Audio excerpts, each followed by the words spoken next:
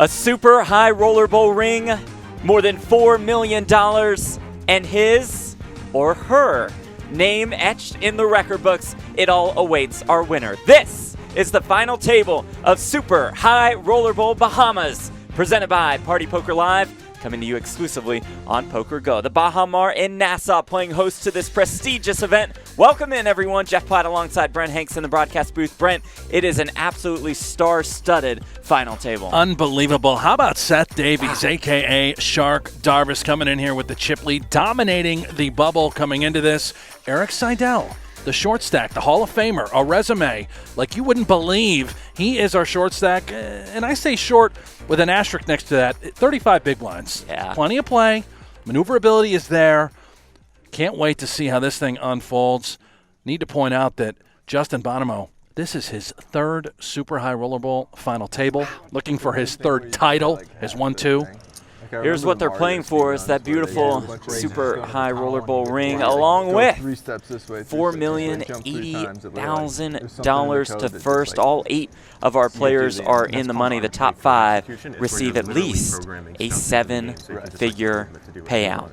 And we said it, all the heavy hitters are here. We start in seat 1 with Daniel Dvoress, his first Super High Rollerball cash. It certainly is. We don't see much of Daniel Dvoress here in the States, from Canada. Hasn't played any of the events, and I can't wait to see him perform. $11 million in career earnings. How about this guy? Yeah, Jason Koon comes into today with $2.7 million in chips. Yeah, this is his second Super High Rollerball final table. Absolute stud. As we know, $30 million in career earnings, one of the best. And here's our chip leader, Seth Davies. One Seth Davies. You see, he bubbled a soft bubble at the 2018 Super High Rollerball. That tournament won by the man to his left, Justin Bonomo. Justin Bonomo, as I mentioned, already 2 wins in Super High Rollerball events, looking for his third here today. Unbelievable.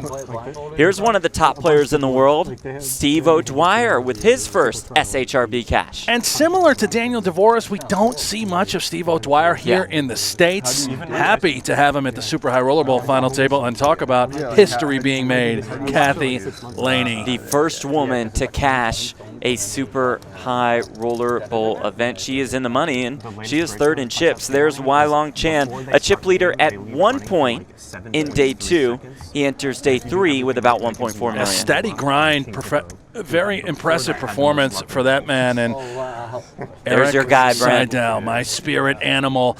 I mentioned Justin Bonomo having 3 final tables at the Super High Rollerball. How about this guy? Yeah. Also his third final table.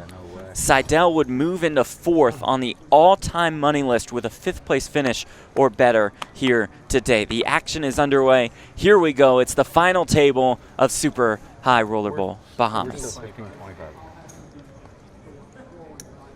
Incoming. They have 9 minutes left in level 17, where the blinds are 15K, 25K, with a 25K big blind ante. Jason Koon raising it up to 60K. Those purple chips are worth 5,000 apiece. Orange chips worth 25K. The blue chips are the good ones at this point. They are worth 100,000.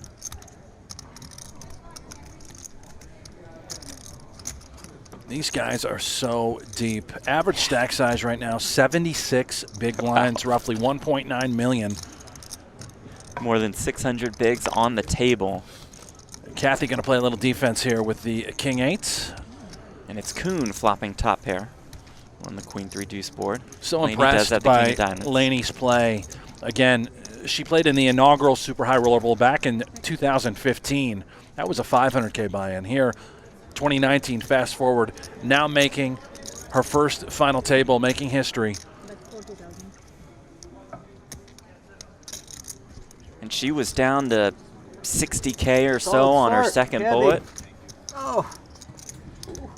Was able to run it up to more than 2 million. Jason Koon shows her that ace queen. The oh-so-kind Jason Koon showing everybody, saying, hey, guys, I always have got the it, goods. yeah. I'm wholesome, fun-loving guy.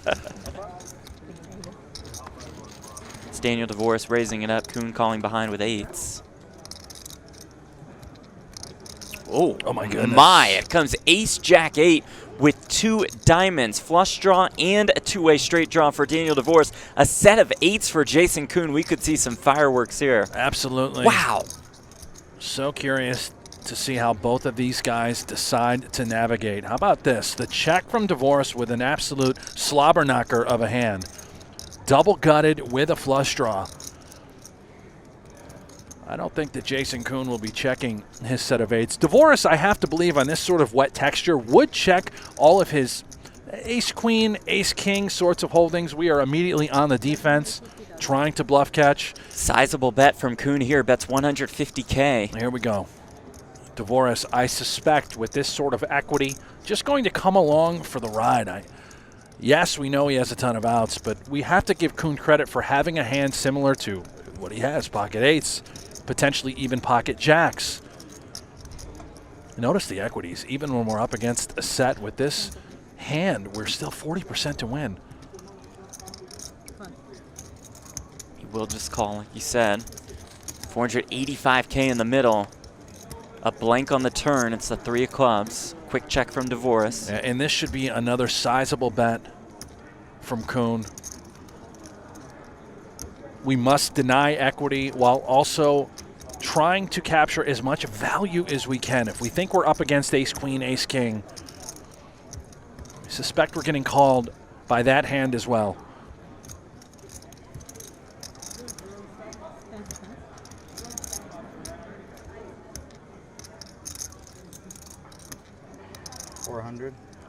That's 400,000. 400K from Koon.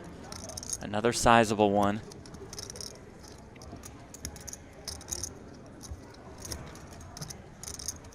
Action back on Dvoress with 1.7 million behind, as you see in the bottom left corner of your screen. And Dvoress now trying to figure out exactly where Jason Koon is at. Could he possibly have something as light as maybe a better flush draw, right? Why couldn't he have King Jack of diamonds? The question is, would he ever bet it here? Unlikely. Might just check it behind. I believe he's assuming that Jason is very strong.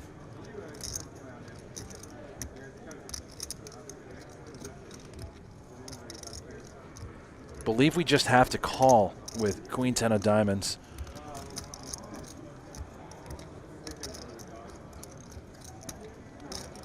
There are ICM implications in play. Dvoress started with 1.9. There are a couple stacks shorter than his. He will make the call.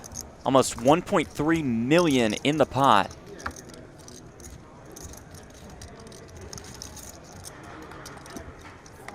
The river is the 5 of diamonds. Dvoress gets there. And how to proceed. If we are at all concerned about this river going check, we ever consider betting, and this is absolutely troubled and murky waters for Jason Koon. As Dvoress checks again. If Koon assigns him a hand like ace-queen or ace-king, he may attempt to go for value with this set.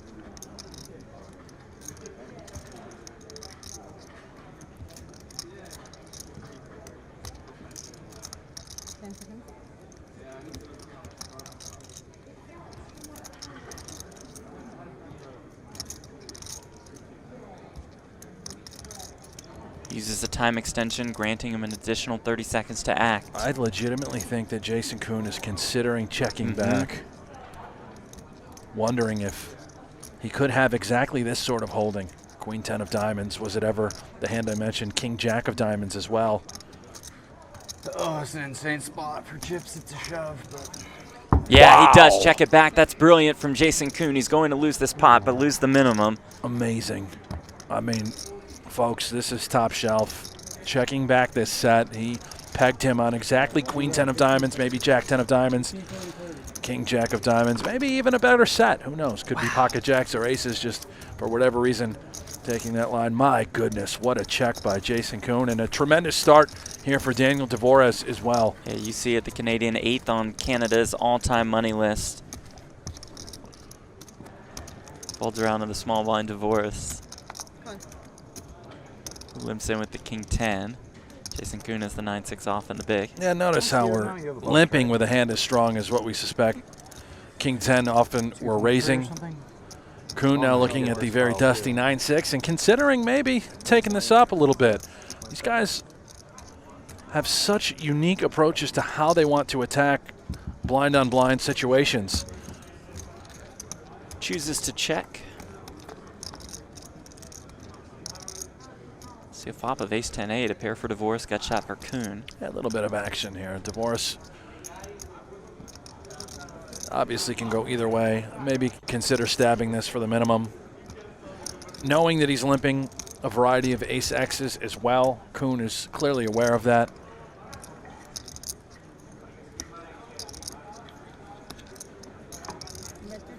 Dvoress leads.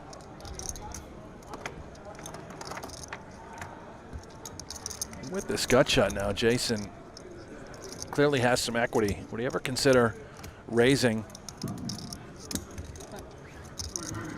Just peel. Turn brings another 8.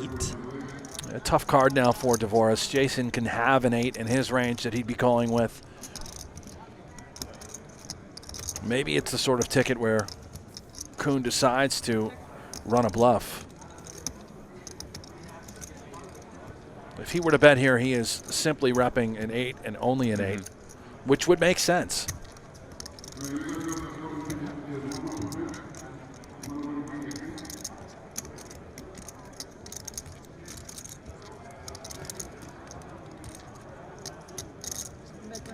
He is going to fire, betting 100,000.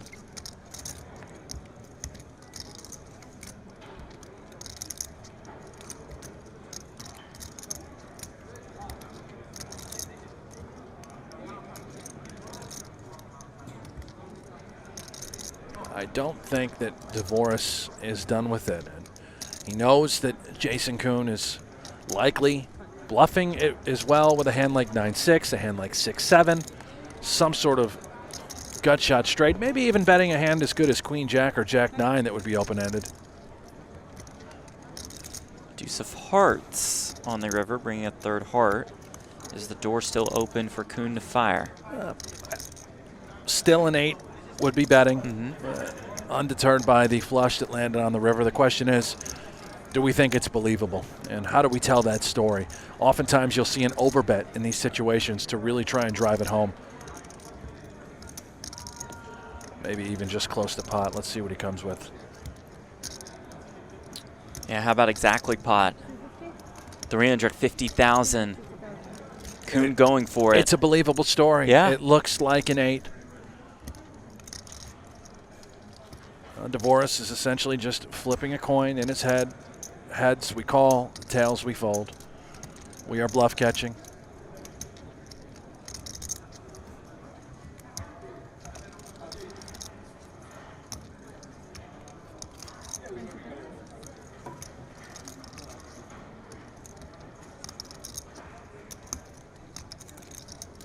Does make the call.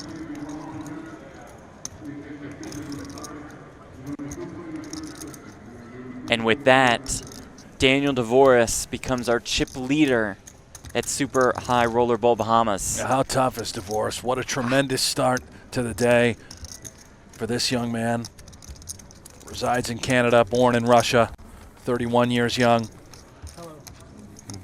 Looking really, Jeff, for his first major title. He has one win on his resume. I don't even know if we can count that. It had 6 entries at the PCA in 2018 and a 25K. He won $73,000. Like 501, and then it goes 1-2. But really, it should be you start with 200K.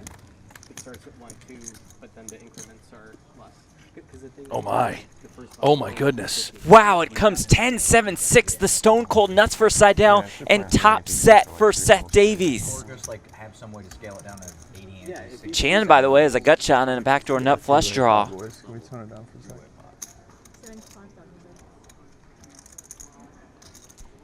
Davies so under-repped here with 10s, just flatting pre.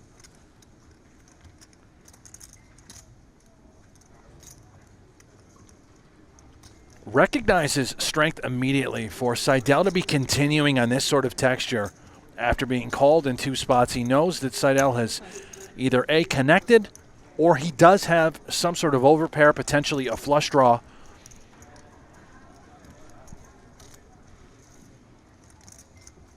Davies just calls. Now Seidel wondering, all right, what am I up against? What does Seth Davies have? Is it a hand like 10-9 suited? Could it be as good as a set? Maybe even a flush draw. This is where, once again, we are going to see high-level combat on the turn. You see Seidel shutting down. All right, terrible card for me if I am up against a flush draw. Flip the script now. Davies wondering, well, did Seidel make a flush? And he's trying to go for it with a check raise.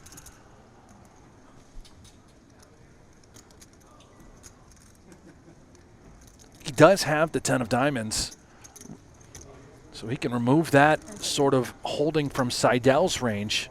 Can never have 10x of diamonds making a flush. Bet is 300K from Davies. Seidel is 935K behind.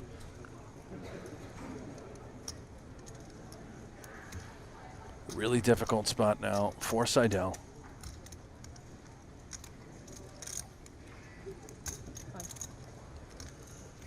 Does make the call. About $1 million in this pot. Reverse the Queen of Spades. Could we possibly see another set go check, check here on the river? The quick check from Seidel. If Seidel had pocket jacks, that got there. Potentially, queens got there. Obviously, we know all flushes got there. What exactly are we trying to extract value from?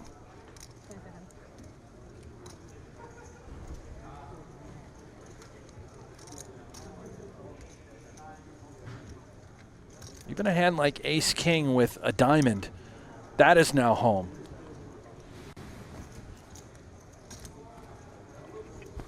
Sort of run out could save Seth Davies. Let's see what he decides. You can see there's $1 million in the pot with only 630K behind in Seidel's stack.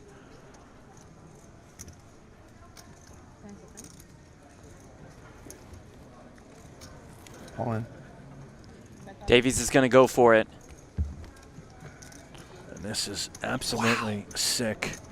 Seidel just doesn't love it, thinking, what am I up against? Right. He would never shove two pair, right?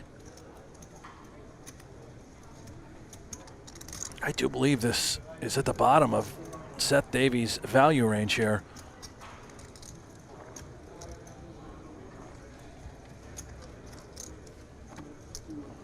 My goodness, could this work? Seidel does make the call, and Seidel will double up. How much is it? Wow. It might have just been moisture. I can see it. Here comes Erik Seidel. Yeah, and what a unbelievable situation here on the river. This whole hand was just sick and twisted. Certainly don't fault Davies for going for max value, emptying the clip with a set of 10s. And Seidel flopping the nuts. It got worse and worse for him. It really did. You could see the grimace. He was not comfortable at all with that straight. His hand was just too good to fold.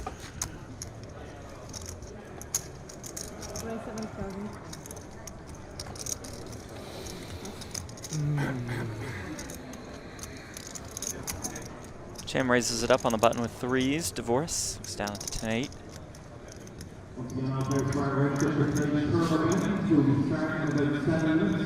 Happy to play a little defense with 10-8s. Get used to this all day long. Players defending quite wide.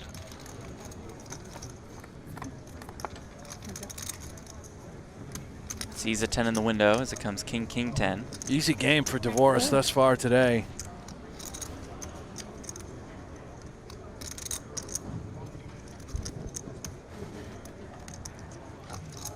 Spades is holding a little card up.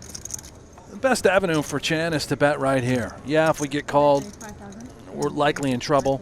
With his middle finger. We have a king from time to time. We're certainly never dead. Can connect with a 3, still beating some various draws. And Dvoress likely just to call here. Chan would give himself a free street to then move to the river. Just try and get the showdown. Dvoress does indeed make the call.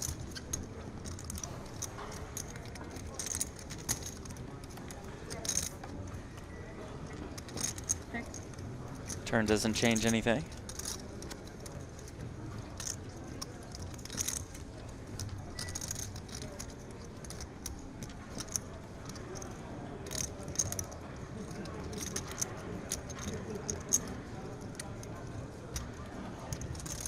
Interesting. Coming with 2 streets here. Perhaps still believes that his 3s are good. 2 pair. Denying equity from potential draws.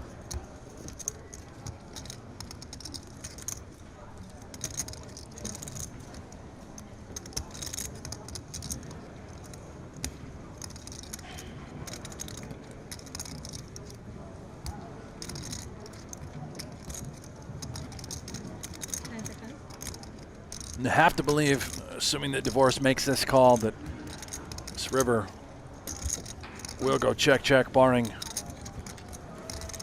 a little crab hunting, of course. Ooh, almost. So close. Deuce of hearts on the river. Dvoress quickly checks again. Will Chan shut it down? He does. Dvoress will show another winner.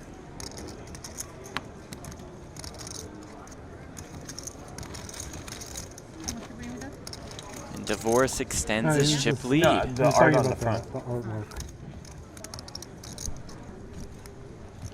Here comes Kathy Lehne with 4s. 70,000. Plus.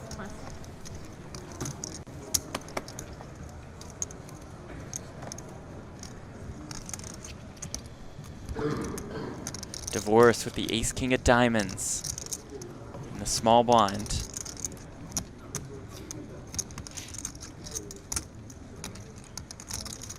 Anticipate a 3-bet here from our chip leader, applying max pressure and oftentimes from the blinds, sizing it up. Likely as large as 5 or 6x. Let's see what Dvoress comes with. Here we go, 280,000. But why is 280? A little 4x 3-bet. Kathy, quick fold there. I thought maybe she'd put the helmet on, flick on the light, dive into the caves, and maybe do a little sailboat mining. Let's take a look at our chip counts. There is Davies down to 6th place and about 1.3 million. Daniel Dvoress turning into our commanding chip leader with 3.7 million. There's Kathy Lehne. She's in 2nd place right now. Steve O'Dwyer in 3rd, Erik Seidel in 4th. Jason Koon, Davies, Justin Bonomo, Leong Chan round out our final table. That we're 3-betting here from the small blind. Maybe he takes the cautious route and consider flatting. I just don't think that it's the right play. Let's see. Here we go. Yeah, we're here's gonna the see 3-bet. 3-bet. Koon is most definitely going to be saying, all right, man, here we go. And it is a 6 spot for Koon. I could be wrong. Maybe we just flat C3. Have to assume that this 3-betting range from Chan out of the small blind is rather tight. These two have plenty of history with each other over the last 2 years at these Triton events. There is the all-in from Koon. Maximum pressure applied by Jason And Koon. here is the call from Chan. Here we go. Off to the races. A huge flip. Chan's tournament life on the line with the jacks against Jason Koon's ace-king.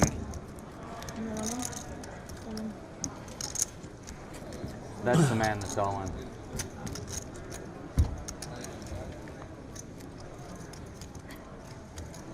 Party Poker Team Pro. Looking to spike something here to bust Leong Chan.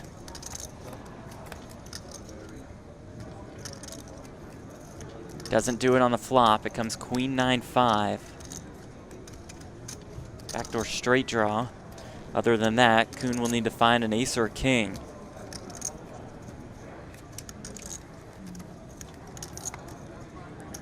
Doesn't come on the turn. If it comes on the river, Chan's day is done.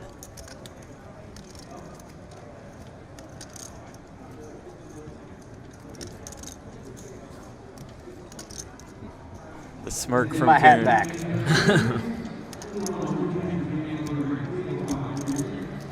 River card. Count. It's another 5. Nice hand. The full double for Leong Chan. And all class from Jason Koon. Yeah. Got to win flips. He knows it better than anyone. Nothing you can do but smile, grin, say nice hand, move on. He wanted his hat back. He clearly gave that hat to Chan to wear today, the bright lights. Oh, Dwyer with aces. Here comes the pirate. Claws right there. Hips and butt cheeks. So you, Jeff? Again, Wasn't me. the cough button, please. Wasn't me. And Brent, as you've been saying, in position, 3 bets are a little smaller. Makes it 240K.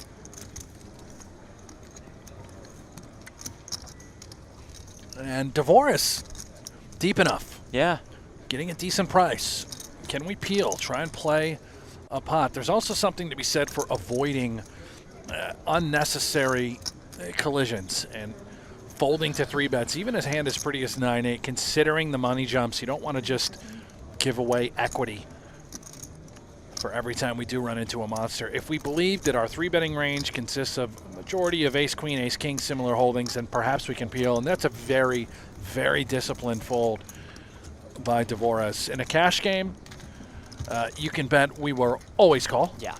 Here in this tournament, very delicate, fragile situation, even as chip leader, we find a fold.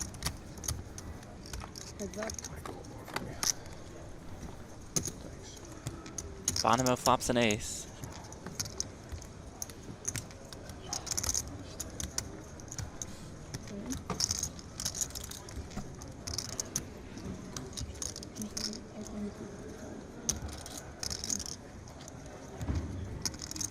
Bonomo checks.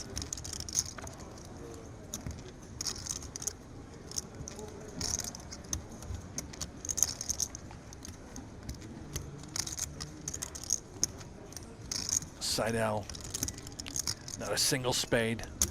Can he represent a stronger hand than what he has? Here we go. Incoming.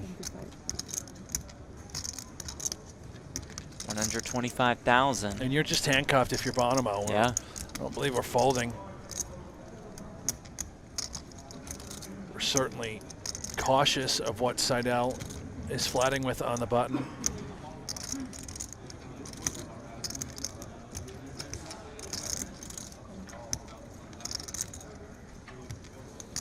Does check call. Another spade on the turn. And perhaps this is the sort of ticket that Seidel needs in order to run a masterful bluff. Yeah, does this play into Seidel's hands? Another check from Bonomo.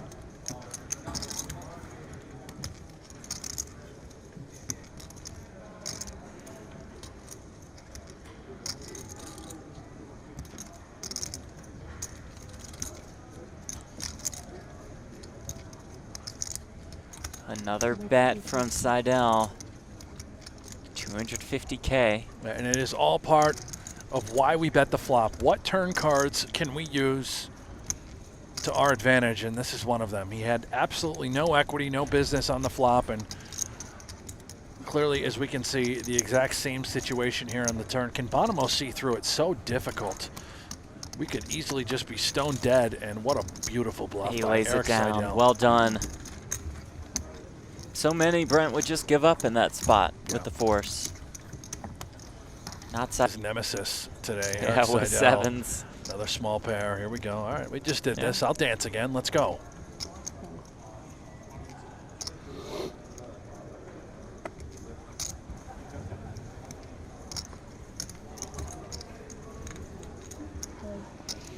I am noticing from Seidel, yes, it's his 3rd Super High Roller Bowl final table.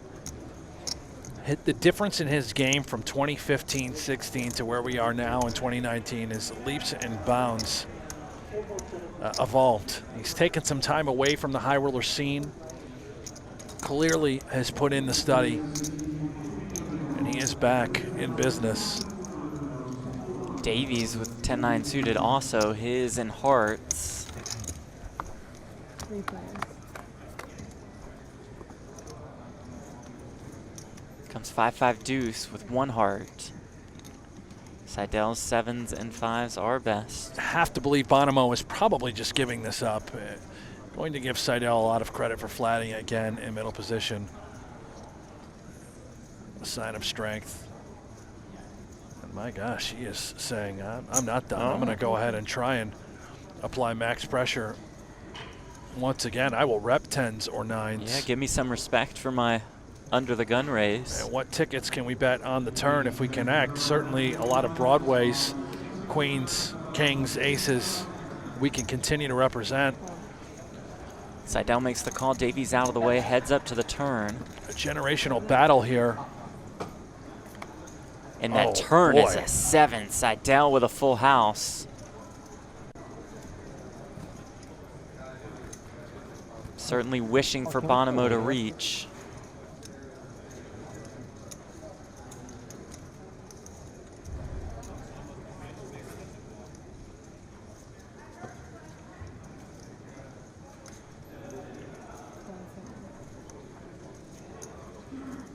And reach for chips he does. That's 250,000.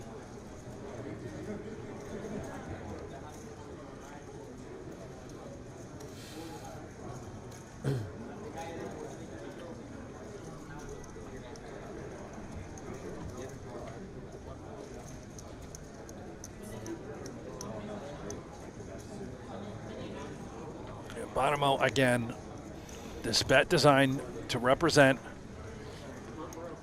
9s plus.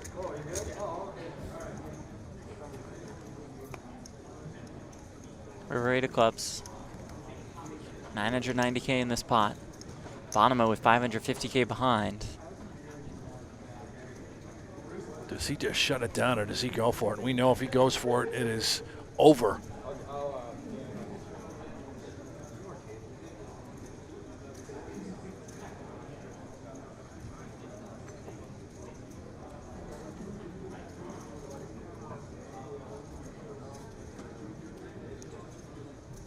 Uses a time extension, granting him an additional 30 seconds to act.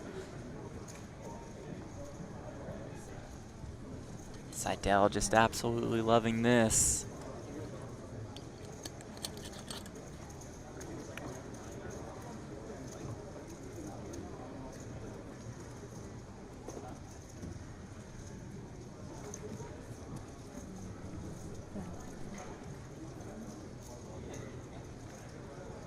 And leaves a 5K chip behind.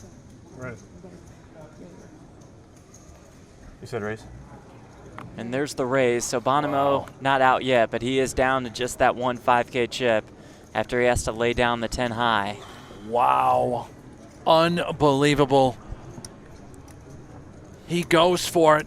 The triple barrel bluff with just 10 high walks directly into Seidel's full house, and he did leave the 1 chip behind. Bonomo did, so he now qualifies for the big blind ante this next hand. And unbelievable. From short stack to chip leader, Erik Seidel approaches the 4 million mark. Bonomo has plenty of work to do. A very rare side of having 0 big blinds in your stack. Yeah, it's not completely optimal. Excuse me, Paul? What'd you say? This event's blind first, so he wins that. Blind. It's still 40 to you, yeah. Right? Yeah. Yeah.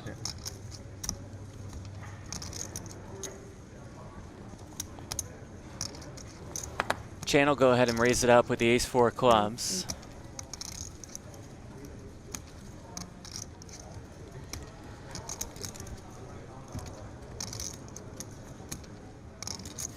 It's such an unusual situation without the blind.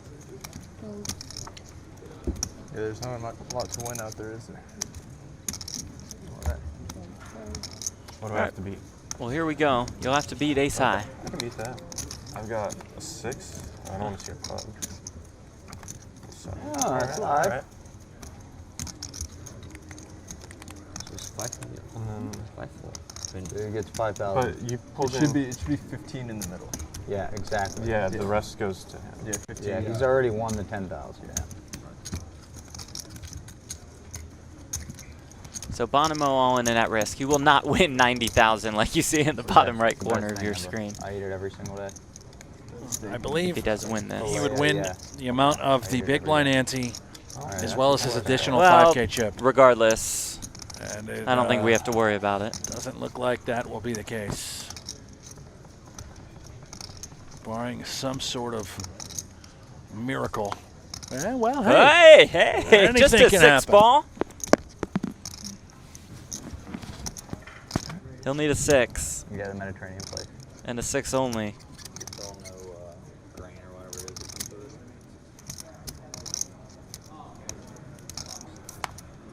Some sort of Ace on the river, forceful. GG. That'll do it for Justin Bonomo, his 4th Super High Roller Bowl cash. He has 2 victories. Can now add an 8th place finish to that resume. Obviously going to be somewhat disappointed with this result. Ran one of the most ridiculous heroic bluffs we've seen smack dab into the full house of the legend Erik Seidel. Jason Koon, our short stack. Koon with at least a $127,500 pay jump. And again, from short stack to chip leader, there's Erik Seidel's name at the top of this leaderboard with 3.9 million in chips. Daniel Dvoress right there, then a drop off before we reach the trio of Kathy Lehne, Leong Chan, and Steve O'Dwyer. Seth Davies, 20 bigs. Jason Koon, 13.5. Big. crushing.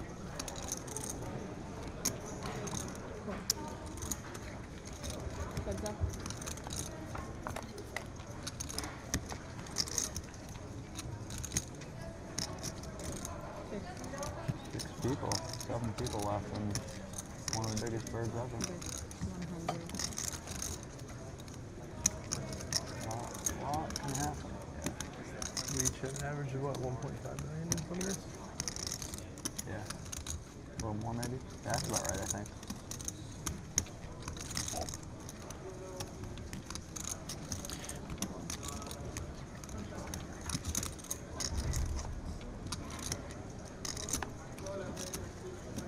Deuce of diamonds on the turn. Now the flush draw for Lehne.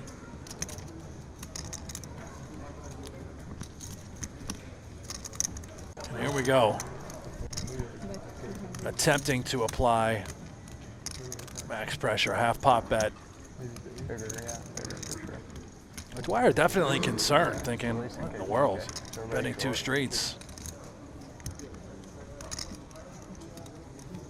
Might not be ready to give up on his pair of 7s. Could Kathy simply just have one of the 2 flush draws, clubs or diamonds?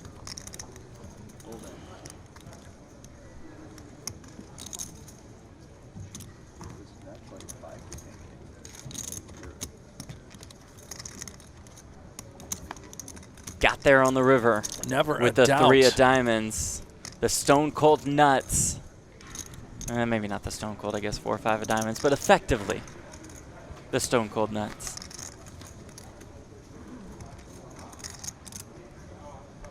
$800,000 in the pot. How much does Lehne look for here? 500K. Oh, Dwyer still a non-believer. Did it really come diamond, diamond? Does she have that flush? If not, a king no longer makes any sense whatsoever unless it is king X of diamonds that she would be value betting. In Dwyer's mind, this is either a flush or it is nothing, and my 7 is good, and he is very much considering a call.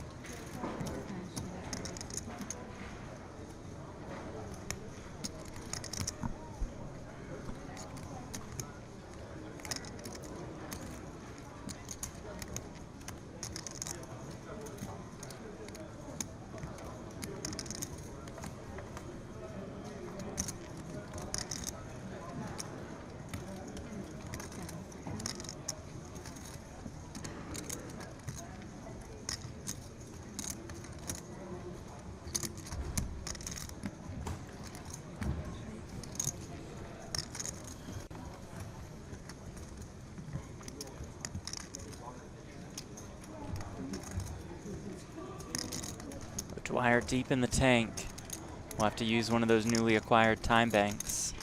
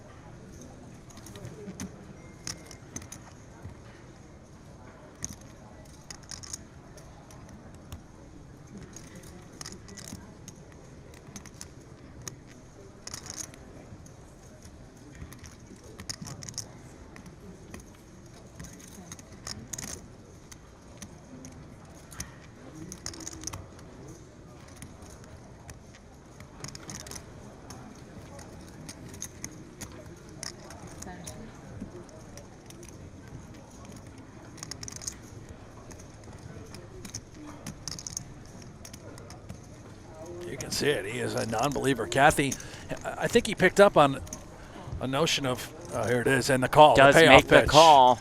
He said it's a flush or it's nothing. I need to know. I'm going to look her up. And a significant pot heads in the direction of Kathy Lehne. Now over the 3 million mark.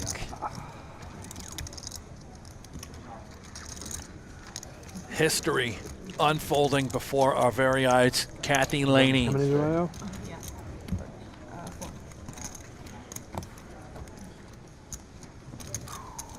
Can't rip that button out of my hand.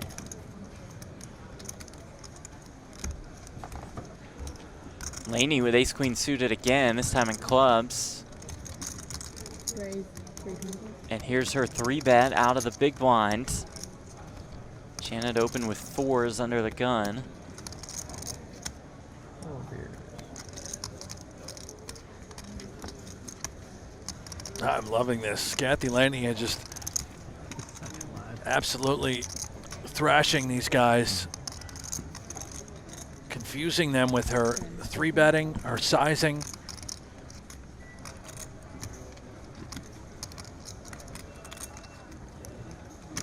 Chan making the call with the 4s in position.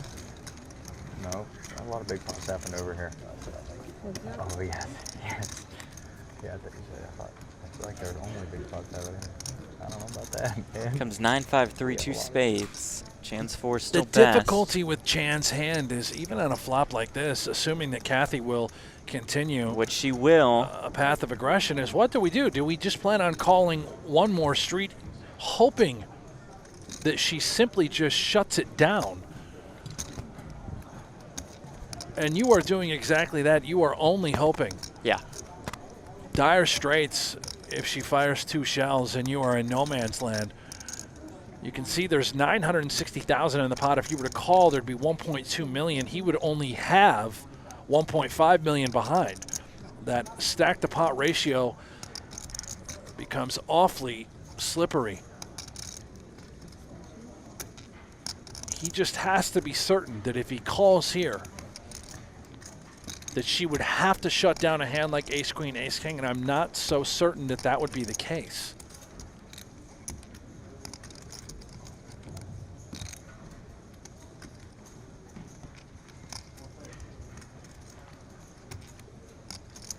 And Chan lays it down. Beautiful stuff once again here by Kathy Lehne. Just accumulating quickly at this final table, starting to take over. Central Podcast. Remco plays the straight-ish role, and Brent genuinely makes me belly laugh every show. Hey, all right. A little love from Negrano for the podcast, huh? Poker Yeah. Central Podcast. Video version as well, yes. Yeah, it certainly is. Exclusively on Poker Go. You can watch our last episode as soon as we finish up this super high roller bowl. Don't go anywhere. Stay right here. Oh, Yeah. okay. Only? Here comes Jason Koon with the 3s, rips it for 540,000.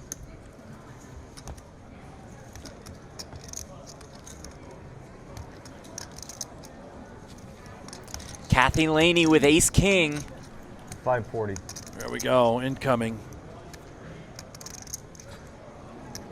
Koon lost his last coin flip. Certainly will need to win this one to keep his super high roller bowl dreams alive here in the Bahamas.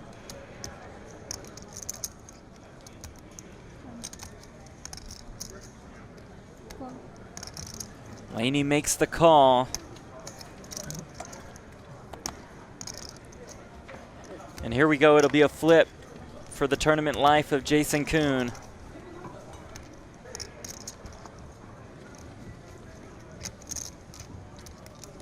A third place finish in the 2018 Super High Roller Bowl. He'll need to hold here to have a chance to top you that. Me one promise, you got to get these suckers. But don't get me.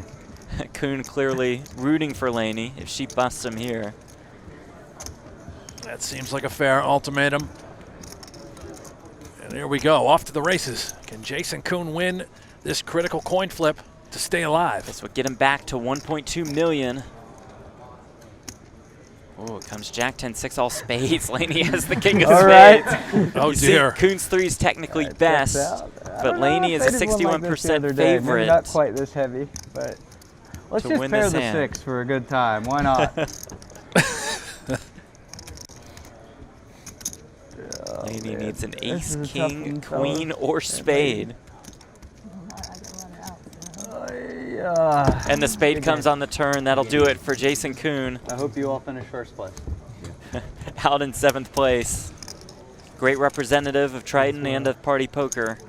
He takes home $637,500. And just a rough day for him ever since flopping the set and losing that big pot. Yeah, you know, just couldn't get it going. And you mentioned he's a great representative for Party Poker and Triton. He's just a great ambassador for this game as a whole. No question Carries about it. with him such a positive spirit and attitude. Tremendous competitor. He wishes everyone well to finish in first place, and I actually genuinely believe he means that. Yeah, same here. Just an absolute class act. Jason Koon out in 7th.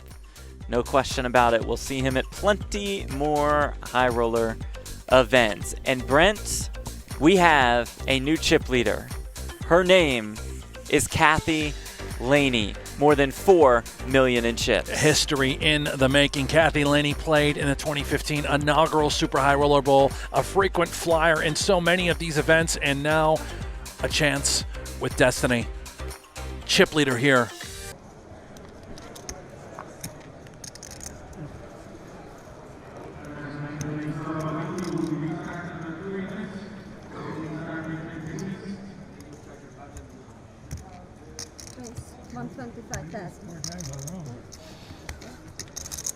Back to work. Kathy Lehne, 125K to go.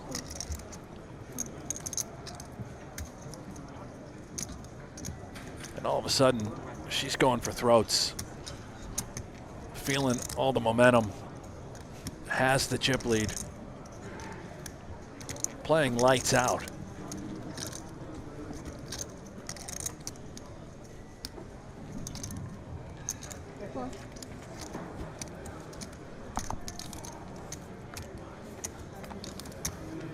Dwyer defending with the 7 deuce of hearts, does flop a deuce. Very difficult for O'Dwyer to navigate. Here comes one shell from Lehne. We're confident that if we do make another deuce, we're clearly good. A 7 also live. We do have backdoor hearts.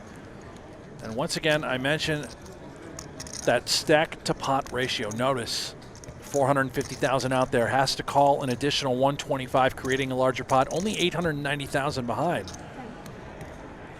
If we call and we do not improve, we just have to hope that future streets are shut down. And here we go. Murky waters. And my goodness. The ace rolls in on the turn. It goes check, check.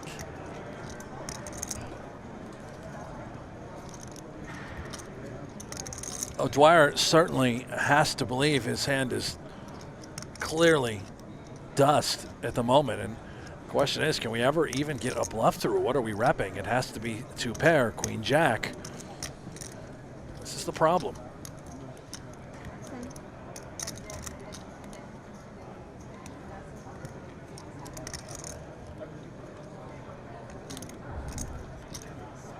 are we trying to get to fold?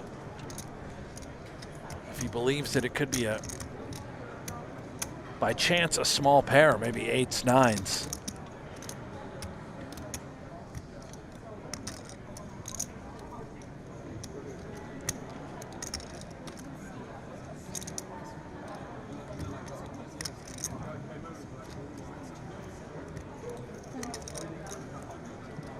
This is ambitious, and he's going to go for it. Here we go.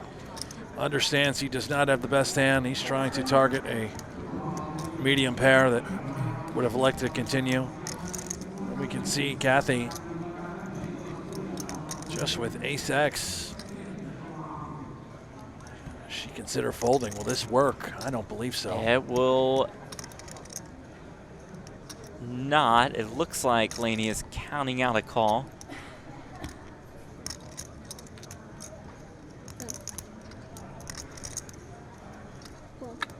She does make the call. The grimace from O'Dwyer. Another win for Kathy Lehne. Just running over this super high roller bowl final table. And that face from O'Dwyer just says it all. Yeah. It's just, man, it's so defeated, thinking, gosh, did all he could to try and win with 7 deuce in that spot, and that's the problem with continuing with a relatively difficult stack size. Maneuverability is limited. I give him credit. Understood he had the worst hand. Did all he could to try and make a winner. O'Dwyer down to less than 10 big blinds, 465K at this 25-50K level. He recognizes this. Comes Queen, Jack, 9, all hearts. No hearts in either player's hand. Seidel's kings are best. Chan does have the open ender. And if Chan does decide to bet here, I suspect Seidel can do nothing but simply sigh and call, see a turn. That's 110. Down bet to 100K.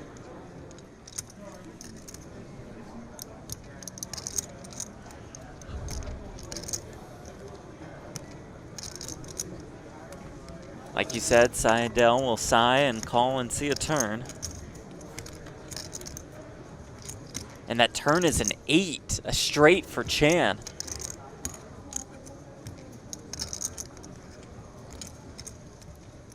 And now, if Chan bets again, and he's not, he's going to let Seidel off the hook, likely to go perhaps check-check. I don't know if Seidel would maybe protect his kings, deny equity from any sort of heart. How many 10s does Chan have, and what 10s would he check? Have to be almost exactly ace-10 suited. Seidel does check back. River's a 7. 575K in this pot. Yeah, this is going to be tough. I suspect that Chan is once again going to be betting somewhere around half pot. Gonna look for a little value here. Yeah. And Seidel just a bluff catcher. What? We're still beating a hand like ace-queen with the ace of hearts, which may elect a value bet. 475. And 475. that is the larger size, a pretty big one. 485,000, 425. We meet nothing but a missed flush draw. Pocket 10s, ace 10, maybe even sets would consider betting. Clearly a flop flush. Look at the grin from Seidel saying, man, you know, I have 2 kings over here. Is that how he talks? What do you have there, Chan? I beat you in 1988. I can do it again. Chan versus Seidel. We've seen this before.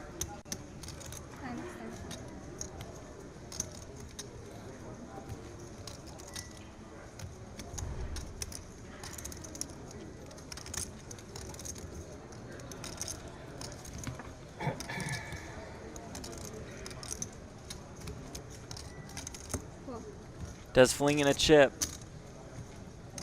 to signify a call. Probably max value there for Leong Chan. Absolutely, yeah. The check on the turn was wonderful.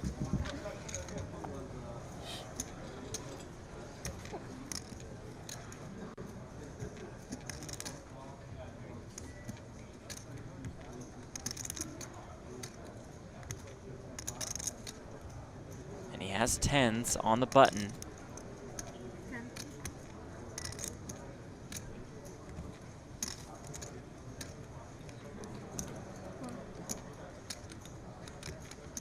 And he limps in with the tens. Lehne has ace-9 in the small blind.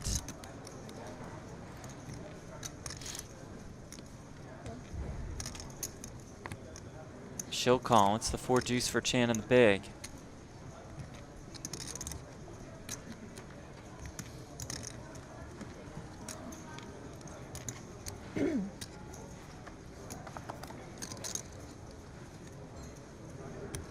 Lehne flops an ace.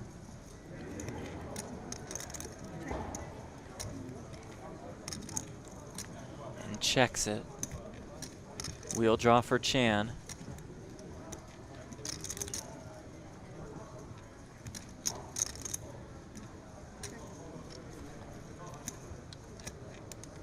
Dwyer checks and turns a gut shot. Lehne checks again.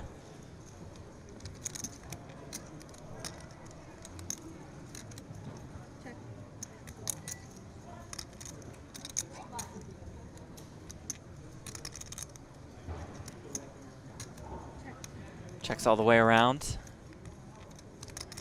8 on the river. Lehne's aces are best.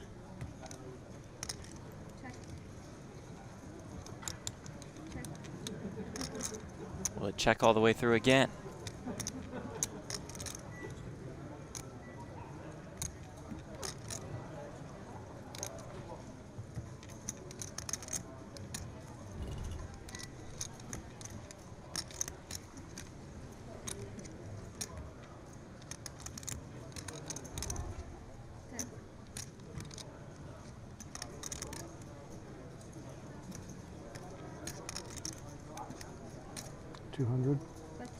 But Dwyer's going to bet with the tens.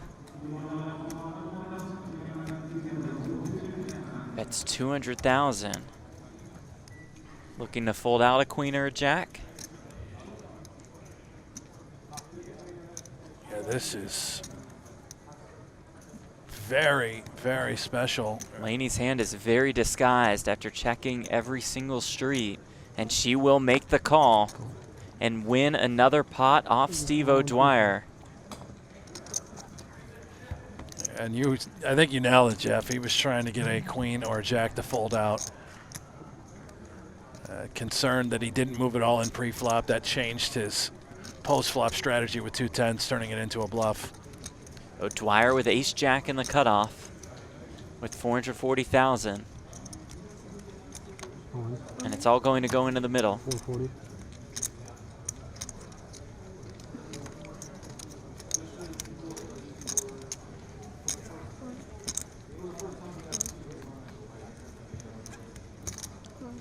Seidel snap calls with, the ace-queen of hearts. O'Dwyer in bad shape here.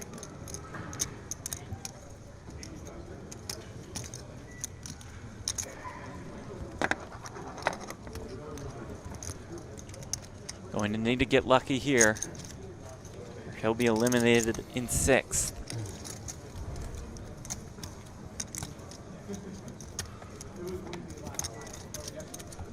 Jack in the window. It comes Jack 5-4 with 2 hearts. This is fair. So he gets lucky for the time being. Seidel flops the flush draw. A couple backdoor straight draws as well. Could also hit a queen.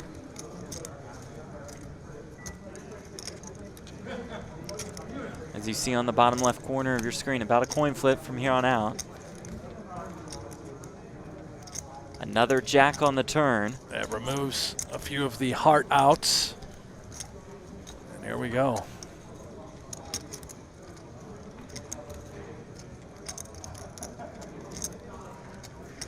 Seidel with 8 outs. Needs a heart, but it's the 4 of hearts. That heart, no good for Seidel. Very good for O'Dwyer. And he'll double up. The Irish Pirate survives. Stephen O'Dwyer doubles to the legend that is Erik Seidel. Up to almost 1 million, so almost 20 big blinds. Kathy Lehne at the top of the leaderboard for Super High Roller Bowl Bahamas. Erik Seidel, Daniel Dvoress, Leong Chan in good shape. Steve O'Dwyer back to almost 20 big blinds. Seth Davies is our short stack. About 12 bigs for our day 3 chip leader.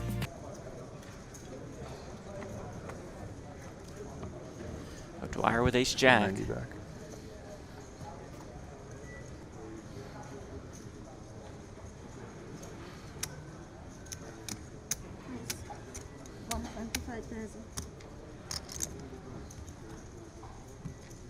Lehne with 7s right behind him.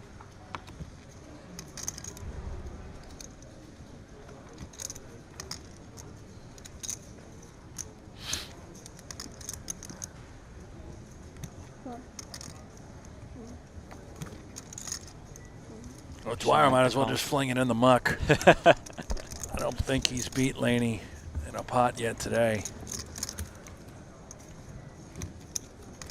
A thorn in his side. There we go. 375K in the middle.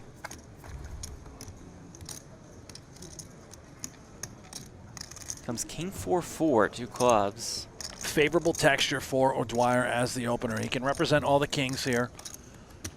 Suspect a continuation of sorts. How about this? Just checking back. Maybe a different sort of approach if he expects Lehne to be checking back all of these medium pairs. Which she does. And only betting a king. Another king rolls off on the turn.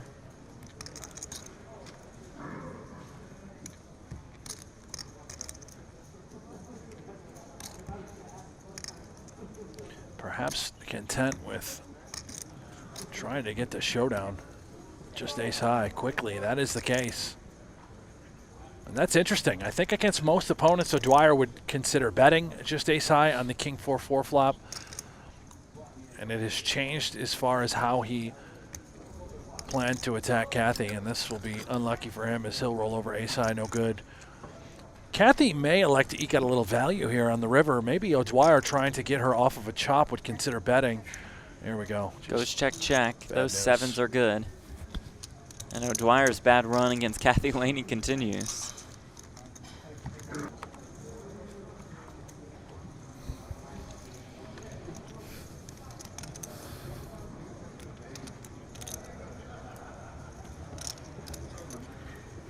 Lays it down.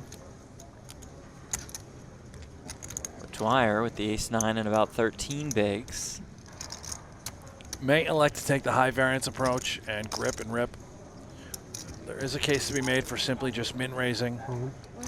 It's going to go with all of it.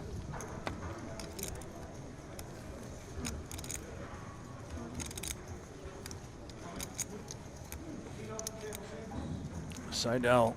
Ooh, with the ace-10 of diamonds, yeah, he's going to make the call. There we go. And have O'Dwyer barely outpipped again. Can O'Dwyer get lucky like he did earlier with ace-jack against Seidel's ace-queen? If he does, he'd double to more than 1.4 million.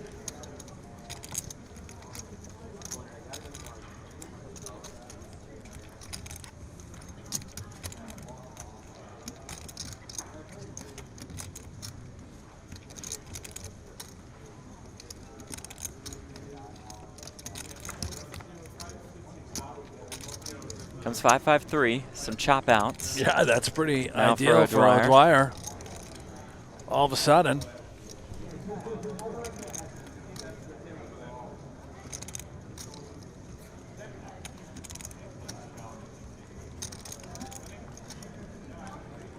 And another nice card for O'Dwyer. You see Seidel just has a 52% chance to win this one outright. O'Dwyer will need to find a 9 to win this one outright. Plenty of cards would chop this one up. Except for the 7 of hearts. And we lose Steve O'Dwyer. Out in 6th. Takes home $765,000. Also takes the number 10 spot on the all-time money list. Yeah, nice showing by Steve O'Dwyer. I wish we saw more of him involved in so many of the Triton series across the pond overseas.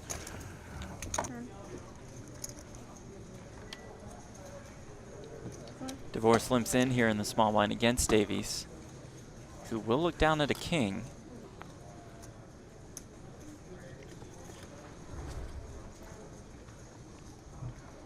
This is likely all in King 7 for Seth Davies.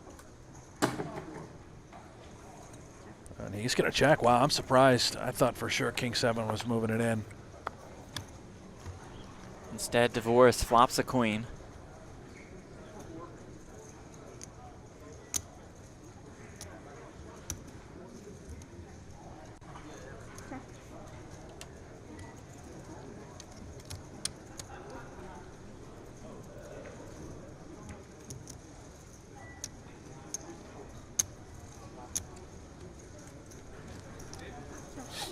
Goes check, check. 8 on the turn.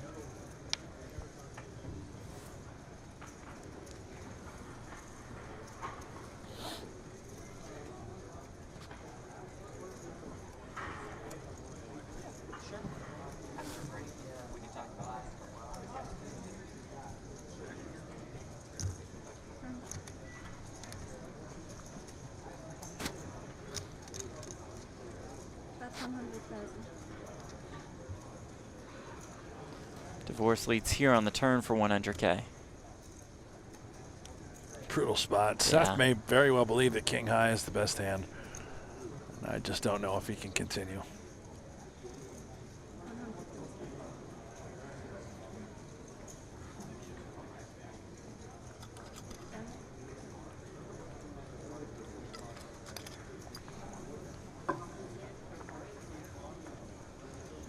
He'll use a time extension, granting him an additional 30 seconds to act.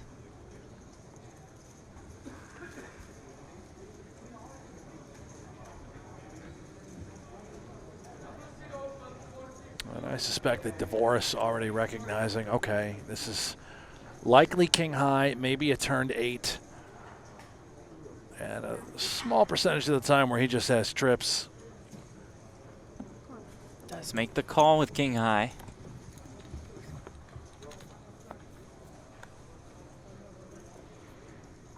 River's a blank.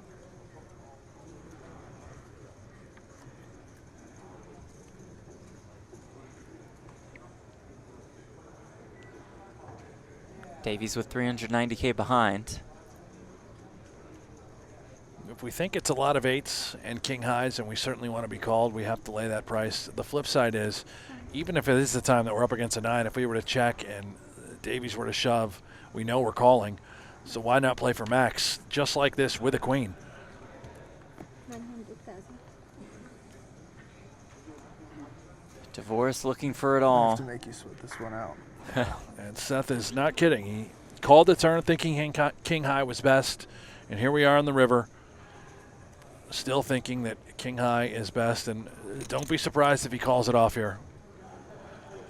Has plenty of time banks in front of him to use if necessary.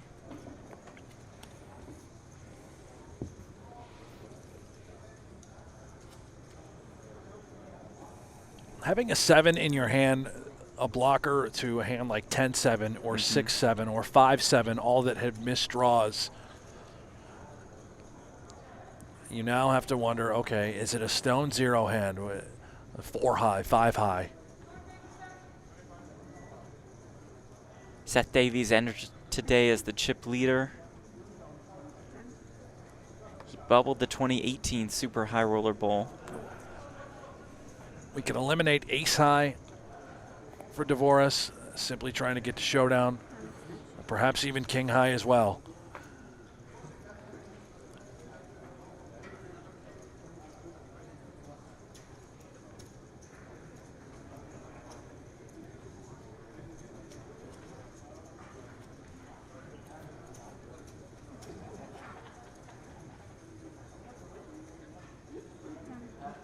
We call off first tournament life. King high.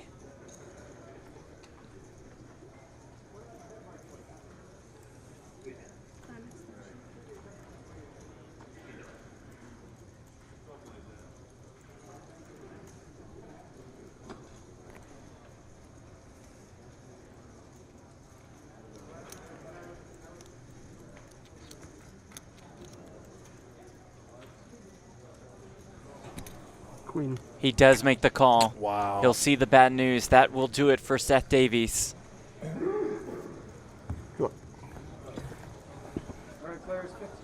And that will send the players off on a break. Seth Davies out in fifth will take home $1,020,000. A great run from him, and I'm sure we'll see much more of him. Yeah, it certainly was. And again, a little bit of a monkey off the back for Seth, his first seven-figure cash. Still looking for that huge outright win and victory. And a heroic call gone bad there with King High. Understand the mentality as to why we would make that call. And here we go. Yeah, we're down down to our final four. And Kathy Lehne is chip leader of Super High Roller Bowl Bahamas. Daniel Dvoress, Erik Seidel, Leong Chan, they are all deep.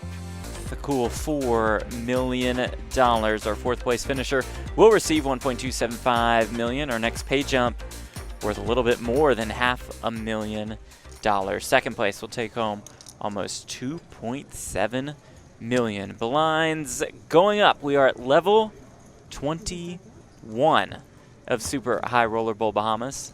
30K, 60K with a 60K big blind ante.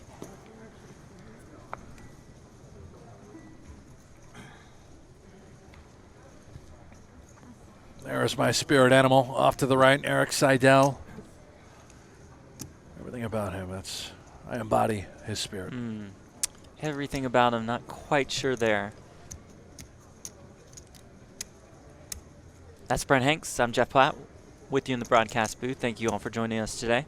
No, Jeff, thank you for joining us today. You're welcome. Thank you as well for joining us today.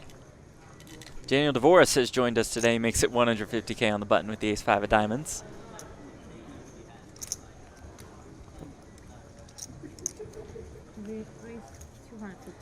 It looks like a misclick here by Kathy. Yeah. I don't believe she intended to raise. However, I like it. And just one big blind in this hand, I believe, after losing Seth Davies.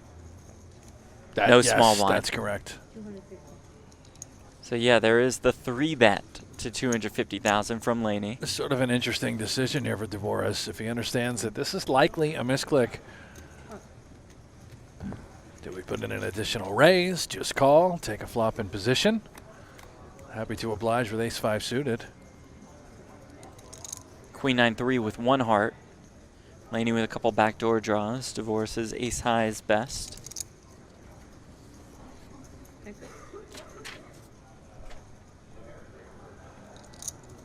$560K now in this pot.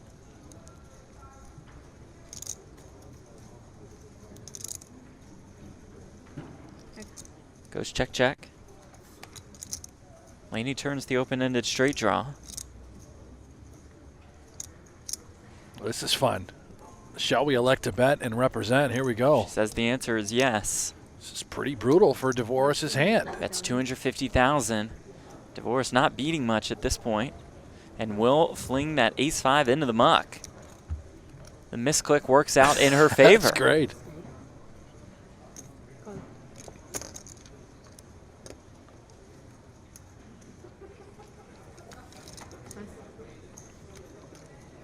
And I don't suspect we'll have a lot of conversation for the remainder of this final table. Jeff, that is going to be up to us. Let's get fired up here, All right, revs up. let's make it happen. We can chat. That's what we do. You can join the conversation on Twitter. He's at bhanks11. I'm at Jeff Platt. Ooh, Dvoress flops a set of threes while Seidel flops a king-eye flush draw.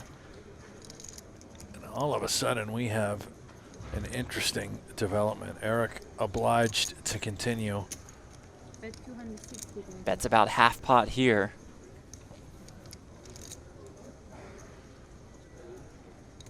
Dvoress raising here would somewhat reveal the strength of his hand.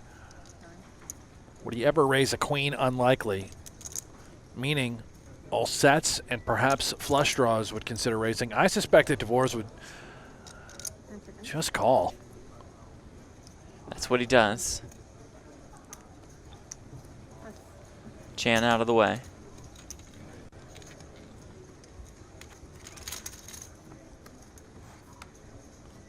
king ball on the turn, so top pair now for Seidel to go along with this flush draw. And now Quickly we are checks. happy to simply just check and do whatever you do, Dvoress. Top pair with a flush draw. And you can see by the percentages we are in big trouble.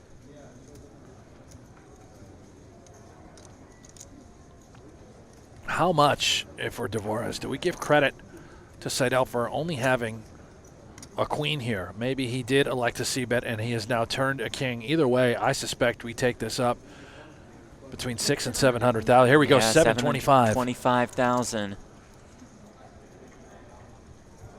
Seidel now all of a sudden very curious, thinking, all right, well, this doesn't make much sense. He's called the flop. Floats don't make a lot of sense unless it's a hand like 6-5 of spades, 4-5 of spades. Nothing but 6 or 5 high, electing to tell a story representing a hand like King Queen. Erik knows that Queen X would never really bet. Ace Queen or Queen Jack. Seidel makes the call, now 2.5 million in this pot. It's threes full of sevens now for Dvoress. And this, considering there's 2.5 in the middle, Seidel with 2.6 behind, Dvoress 2.4, I have to believe we're moving all in. And Seidel is going to have the toughest decision of his tournament right here, right now.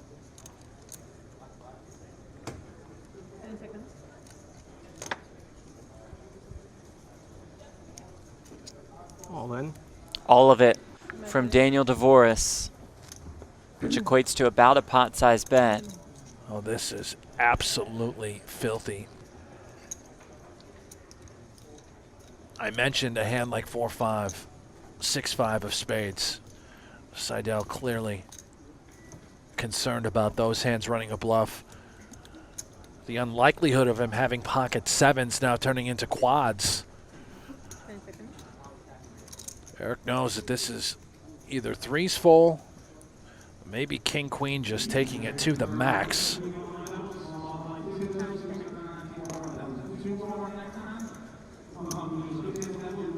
Wow.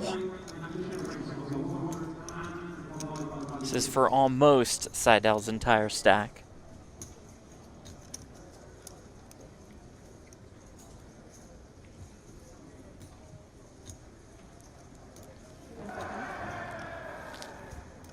Seidel in quite the spot here. He raised pre, Dvoress called on the button with the threes. Chan called in the big blind. Seidel led on this flop for 260,000. Dvoress just called. Seidel checked the turn. Dvoress bet 725,000. Seidel made the call.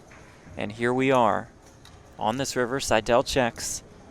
Dvoress is all in for 2.4 million.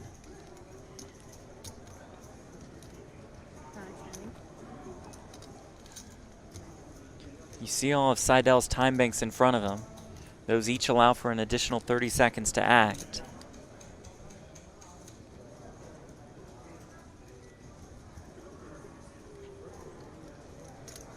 He's going to mow through at least a couple of them here.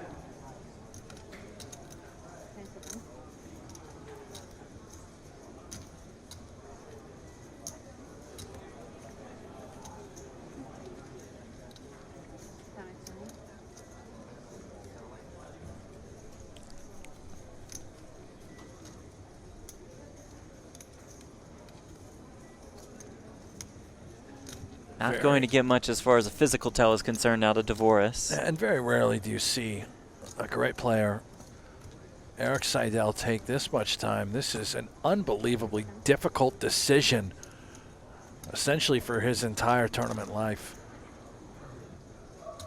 He knows it is pocket threes. He knows it is 5 so far. Maybe quad sevens. Another hand worth consideration is, could he potentially have just called with aces for whatever reason on the button, and he knows that aces up is good, targeting a hand like King Queen. And it's all the bluffs that I mentioned. How about 4-5 of spades, 6-5 of spades, 9-10 of spades that would have turned a gutter as well, along with the king-queen texture. There are just so many combos that we have to consider would be bluffing here. Absolutely brutal for Mr. Seidel. We may be here for a moment. If Seidel does run out of time banks and that clock runs out, his hand will be declared dead.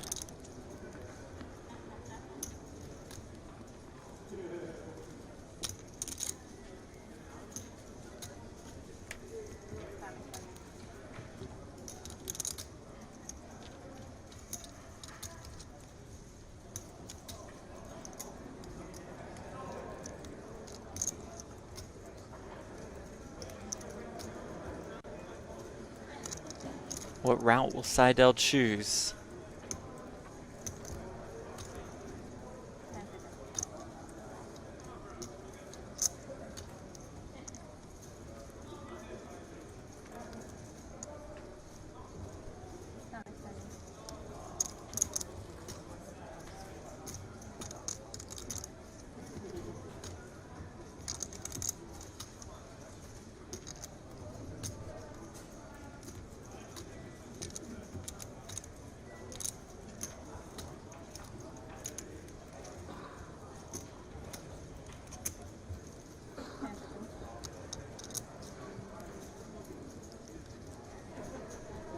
This is phenomenal.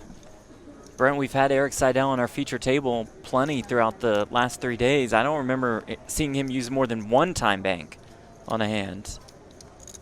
And here we are. I think we're about 8 or 9 in.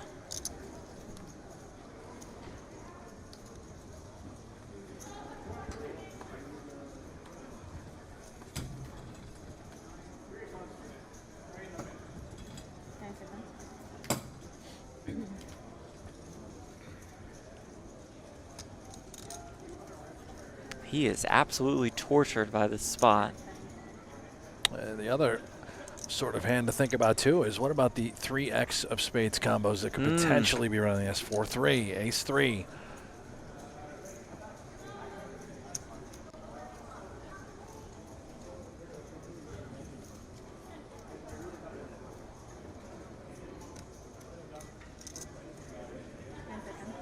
Say there's about 6 hands that he could potentially be bluffing with. Otherwise, the rest are 3s full, quad 7s, once in a great while, aces.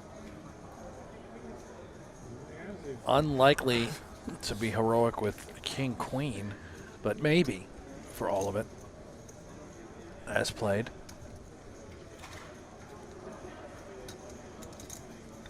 You get 9 time banks a day, but your unused ones do carry over. Seidel has now used more than 9 in this one hand.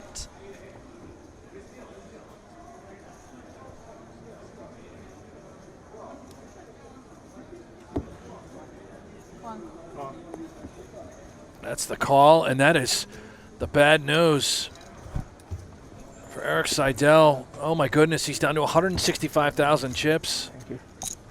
And Daniel Dvoress becomes a massive chip leader. Seidel stands up, but after counting, they'll realize that he's not done quite yet. Wow. Holy cow. I believe that was 11 time banks that Seidel used before finding the call with the king. It's no good. And a huge majority of those chips will head in the direction of Daniel Dvoress. Wow. Devastation for Erik Seidel. I can't fault him with the call, right? There, clearly. You said it. There are plenty of hands there that were bluffs that Dvoress does the same thing with. Again, they'll count this down, and we believe that Seidel will have a little bit left.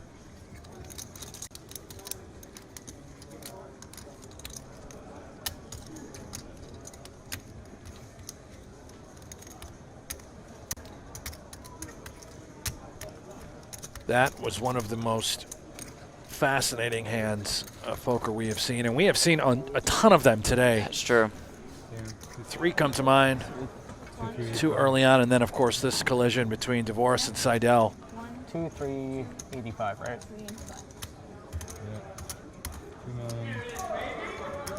Seidel down to less than 3 big blinds,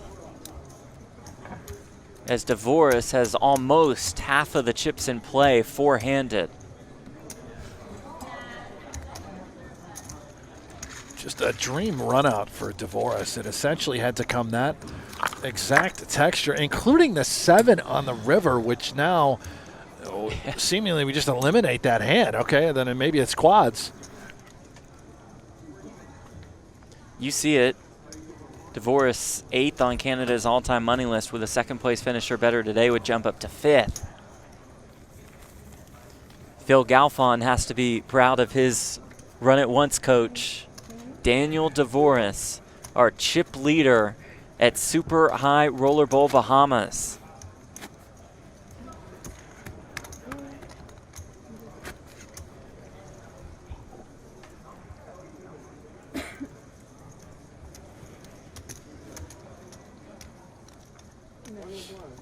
Just to add to Seidel's torture, he's in the big blind right away.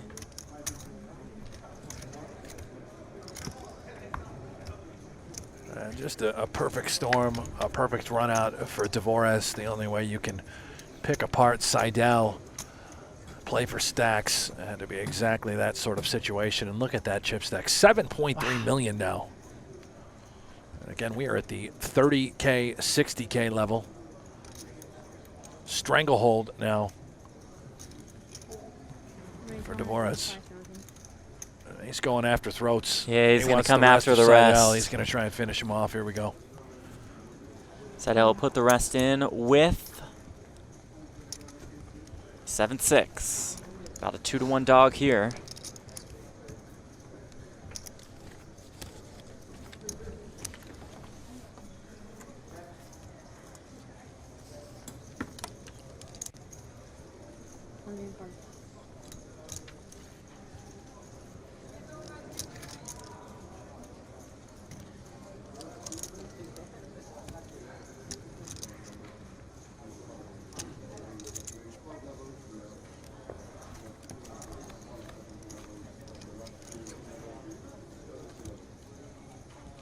Comes Queen 9-8. Unfortunately for Seidel, that 10 ball wouldn't do it. That would give Dvoress the straight. So for now, Seidel needs a 7-6 or a 5.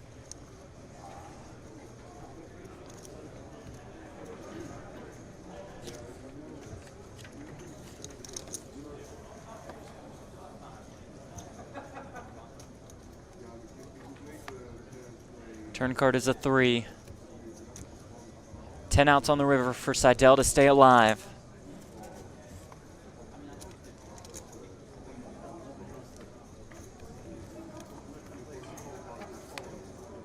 King on the river. That will do it for Erik Seidel. Eliminated in 4th. Almost $1.3 million. And with that 4th place finish, Brent, Seidel moves into 4th on the all-time money list. Pretty impressive. Yeah, also his 3rd score in the Super High Roller Bowl, his 3rd final table, 2016 3rd place finish being his best, and he has a 4th place here today. Good for $1.2 million. Wow. There goes the BFG, the big friendly giant that is Erik Seidel. True testament as to why he's in the Hall of Fame. Inducted in 2010. Resort in Nassau playing host to this $250,000 buy-in event. Jeff Platt alongside Brent Hanks in the broadcast booth for your exclusive coverage on Poker Go. Coverage of the Caribbean Poker Party continues tomorrow with the Millions World main event. 10K buy-in, $10 million guaranteed prize pool.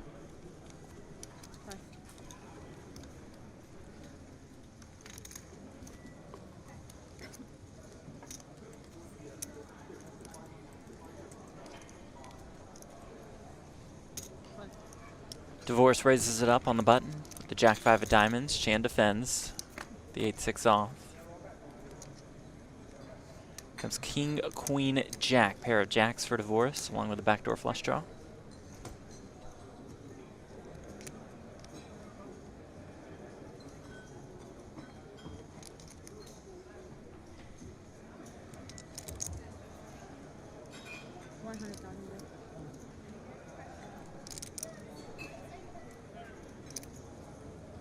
He will bet. He will win.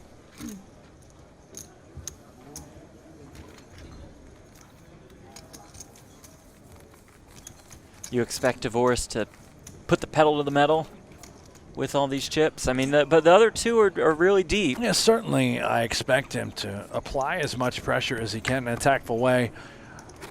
The game has changed so much where we don't just see this constant pressure all in. Now it's so methodical. Players are so meticulous, so much strategy employed. Yeah, he certainly won't be reckless in this, now the biggest cash of his tournament career. Thinking back to when Jerry Yang ran over the main event final table, I think the game has come quite a long way since then. All due respect to the people's champ. Of course, yeah. I saw Jerry Yang at a craps table once. I'm sure you did. Not necessarily a man of the people. He was playing the don't pass line. Wouldn't expect that from the people's champ. Was he? He was, yeah. Nice happy demeanor, or was he a little grumpy? He was happy at the beginning. He had a lot of chips in front of him, and when the chips went away, not as happy. Yeah. I'll do it to you. It's tough to be the champ. Perhaps why they call it craps. Yeah. Perhaps so. You a craps guy? I could see you. I mean, I know you're a degenerate, but I don't. Yeah, obviously, huge I don't think degenerate. that's your game. Yeah, I've played it before. There's that super high roller bowl ring. Just avoiding it, huh? Just moving on to the ring. Yeah, Let's get off of this whole topic. I don't have any other good crap stories besides playing alongside old Jerry Yang, the people's champ. That was way back in the day.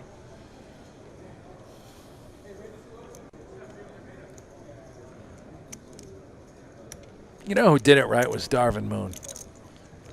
Oh, just spike big. Runner-up say finish, see ya. spike it, has all the Bye-bye. action, goes back to his business in West Virginia, and Doesn't care to come back. might play the seniors event. Yeah, he's just done. Took Yeah, all the he money. pops up, once every couple years. Not degenerating, being a degenerate at the craps table, that's for sure. This next pay jump is worth $892,500. Third place paid about $1.8 million. Second place, almost $2.7.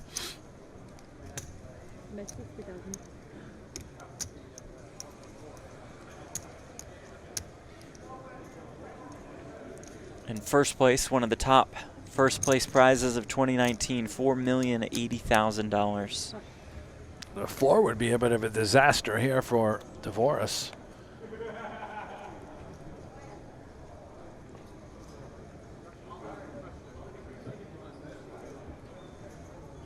Do we use this queen now as a bluff card?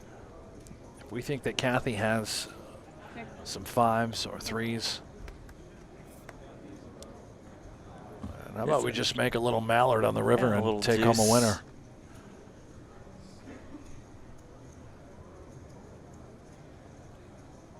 If Dvoress checks, I'm not so certain that Kathy would check behind 7 high. Clearly not a winner. Maybe she just gives up. This could win. She'll come after it.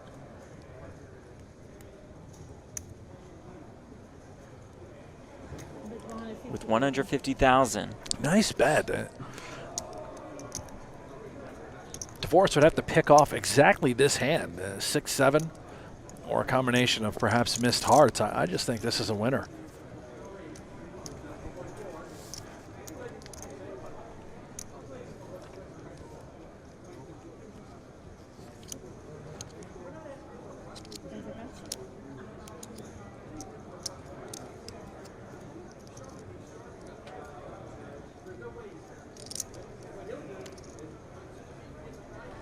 Dvoress will use a time extension, granting him an additional 30 seconds to act. The other avenue, considering traveling, is let's turn our deuce into a bluff. If we don't feel comfortable calling, could we ever just represent a 4 in this instance? Does lay it down. Well done. Kathy Lehne gets the bluff through. Yeah, beautiful play. Norman Chan, always a happy-go-lucky person, much like Jerry Yang, the people's champ and the people's assalist.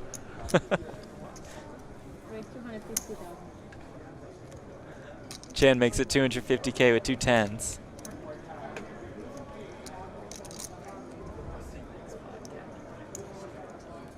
And we're going to have to really call this thing correctly, Jeff. We know that Norm is certainly struggling at home, understanding what's happening in this game of No Limit Hold'em. His game hasn't evolved. Still doesn't quite know how it works.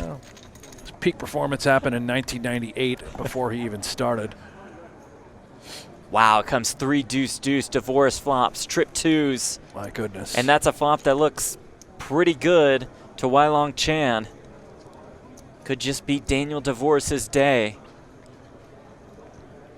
This is one of those situations where a raise with Huey, Dewey, and Louie, 3 of a kind, doesn't make any sense from Chan's perspective. He'll never give Dvoress credit for having a deuce here, which is why I like it. Let's see if he comes with that. Again, he has the ace of hearts as well, just for backup as a blocker. We can remove the nut flush draw from Chan's range, clearly.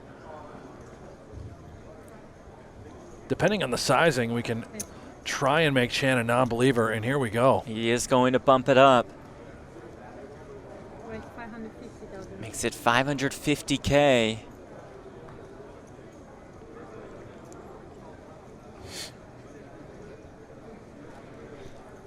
Chan has absolutely no reason to believe that he doesn't have the best hand. He may elect to just get it in. He has 2.9 million behind.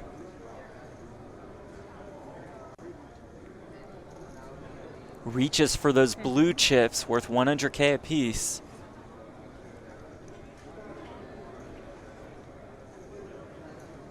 If we give our opponent some flush draws here, consider calling, seeing a safe turn and then getting it in. It looks like he's got chips where he's considering maybe clicking it back. There's the shove. Call. Here's the call from Dvoress. And if Dvoress's hand holds, we are down to heads up.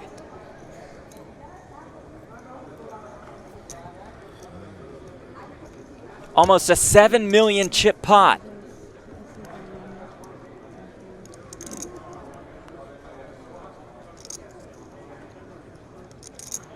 Dvoress flops trip deuces.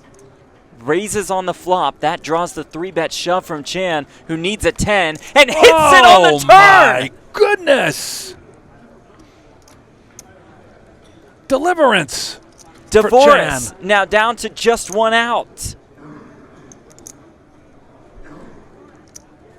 Needs to find the sole remaining deuce, and does not.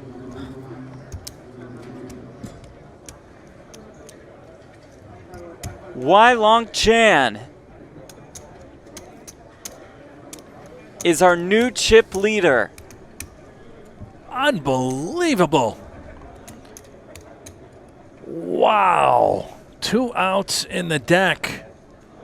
And he just finds it right away, buries the biscuits. And it looked like Daniel Dvoress was just going to run away with this thing. Unbelievable turn of events. Instead, Dvoress falls to 3rd with 3 left. It's Chan, now up to almost 6.7 million. Kathy Lehne still in 2nd at 4.7 million. Dvoress under 4 million. Wow.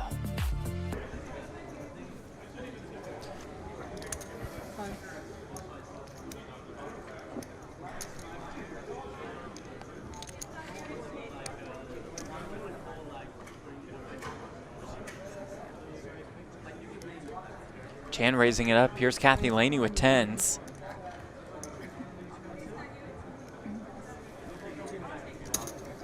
Lehne makes it 400K. Dvoress had called the raise out of the small.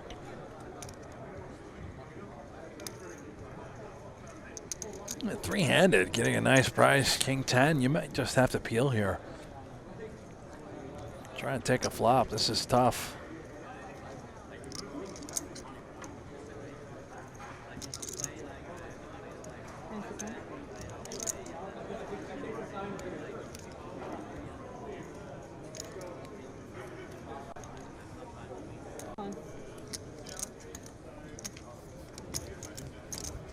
Dvoress does call. More than 1 million in this spot. Ace in the window comes ace 8-4, 2 diamonds. Lehne's 10 still best.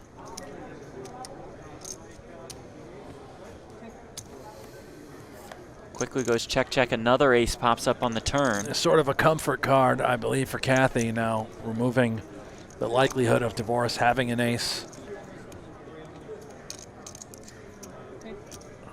It looks to me like both players content with just getting the showdown. They'll see another 4 pop up on the river. Dvoress knows that he's seen Kathy play and check down pocket pairs. In this instance, same thing going to happen here. High. Lehne will show the tens. The tens will win. Lehne up over 5 million now.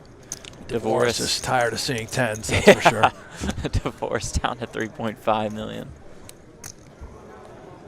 Norman Chad isn't done on Twitter, Jeff. Things are just rolling in. I think his caretaker might want to check on him at the facility wherever he's staying at. I know he's been in and out of a variety of manners and nursing homes.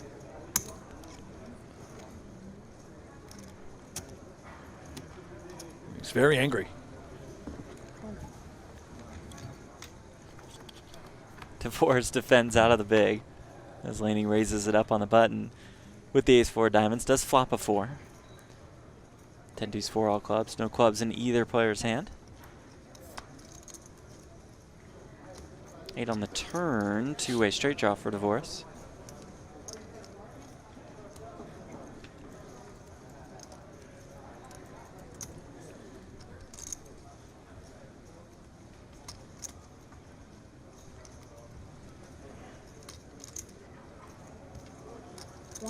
And he'll lead here for 120K.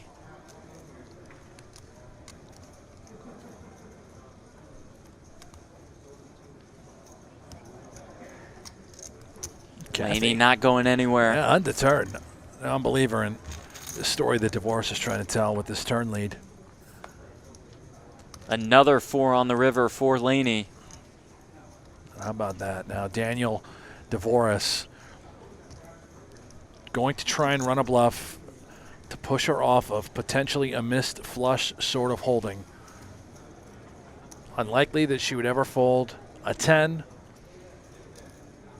And also unlikely that she would have any sort of 8s. So hard to put her on the 4. And here we go. Just a small bet if you have a club. Hopefully you fold.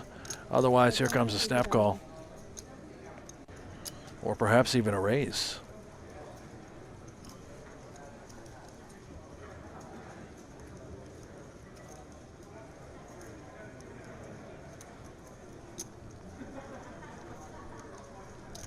Counting out raising chips. Makes it 500K.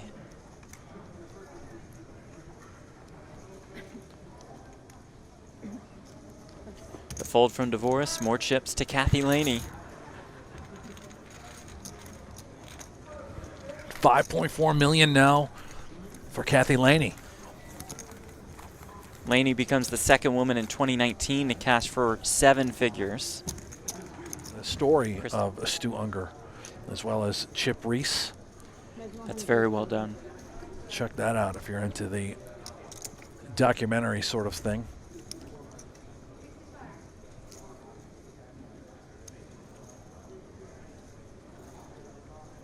Chan leads here.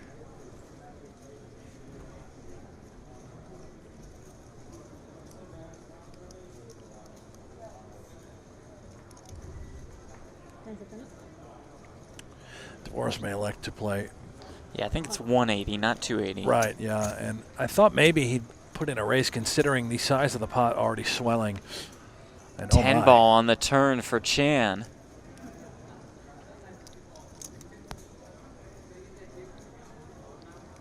Dvoress with 2.4 million behind.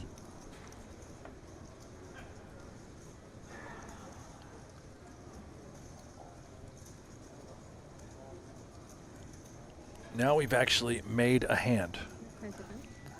When we didn't have anything, we bet.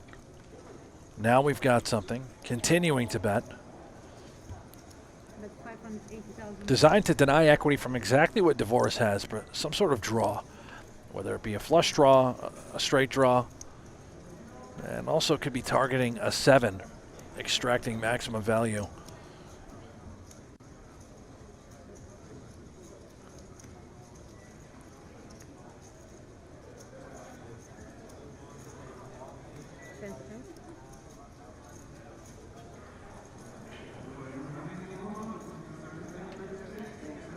Dvoress may be a little perplexed as to how he can continue to fire. It may not make much sense. 1.7 in there, would he consider just shoving?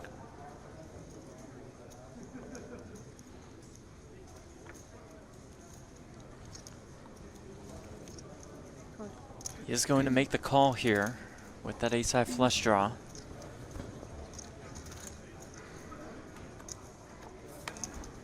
And rivers a club for that ace-high flush.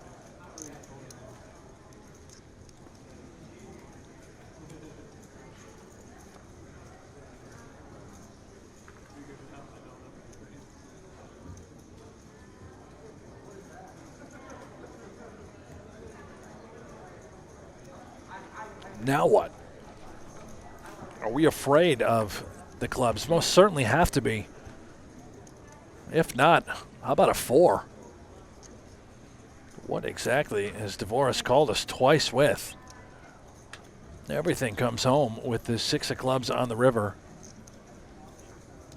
How much does Dvoress look for here? 1.9 million behind with 2.2 million in the middle.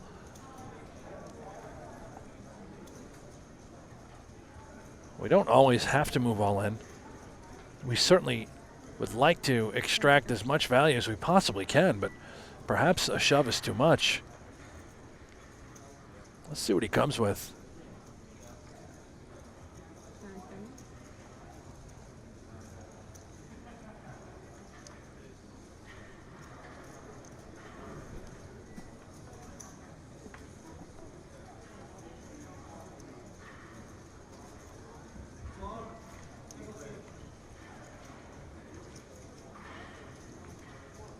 All in.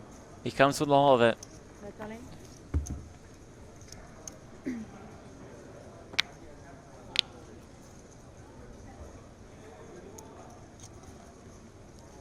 Crack of the knuckles from Chan as he goes into the tank. Here you come. This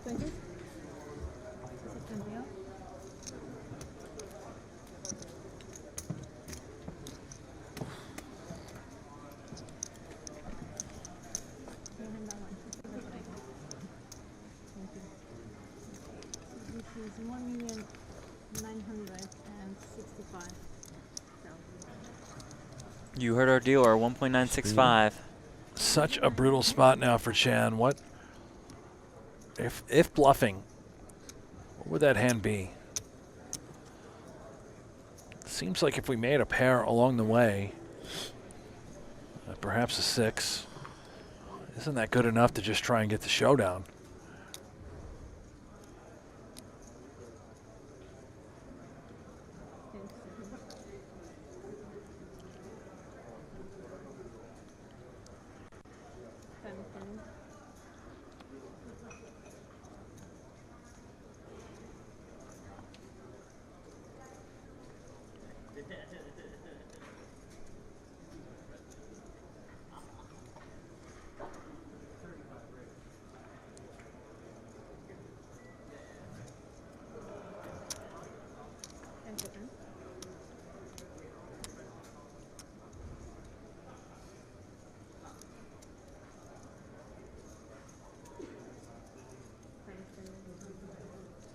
Couple time extensions deep so far.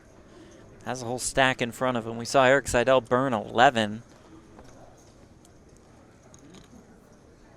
against Daniel Dvoress. When Dvoress was all in, Seidel ended up making the call. It was wrong. If Chan makes the call here, it will be wrong. I legitimately think that Dvoress thinks he might be up against a 4 here. Hard to put Chan on a 10.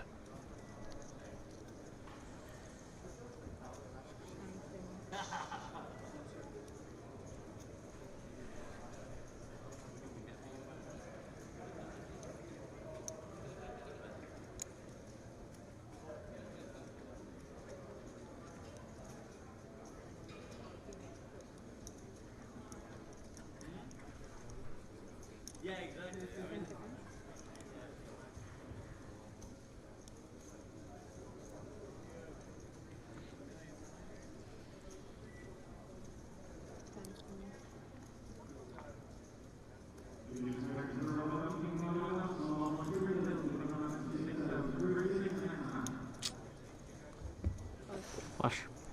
He does does make the call. He does call.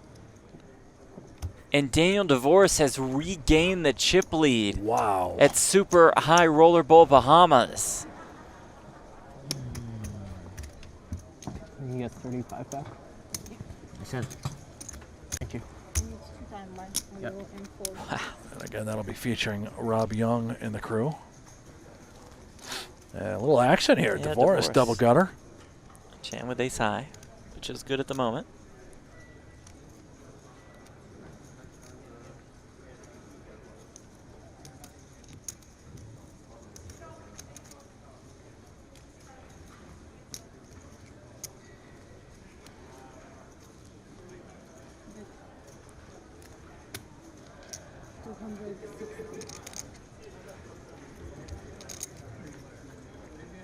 Here comes Chan for 260K. Dvoress won't be going anywhere quite yet.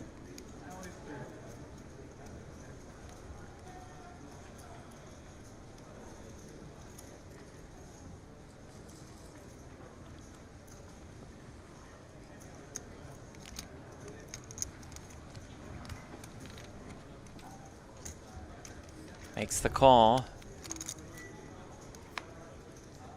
Turns a pair.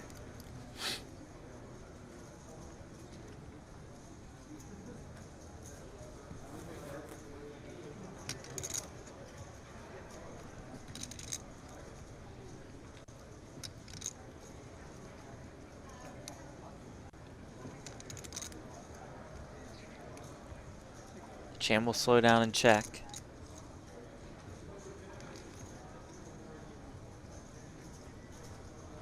This is almost kind of a similar situation to all of a sudden we make a hand, right? What do we do? Fine with checking back.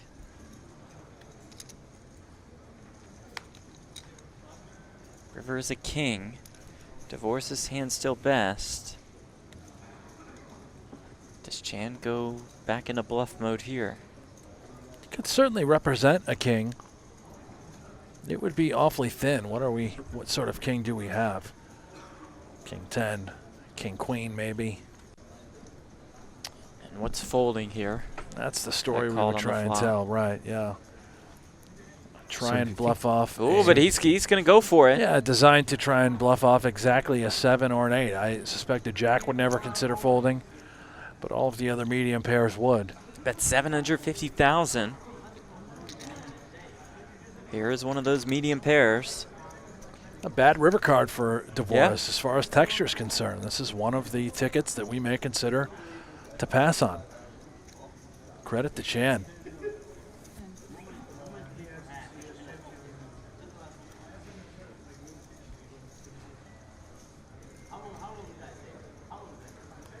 It is interesting, Dvoress. He never, at least from what I can tell, there's a moment of studying his man, taking a look at some body language. Can we pick up anything?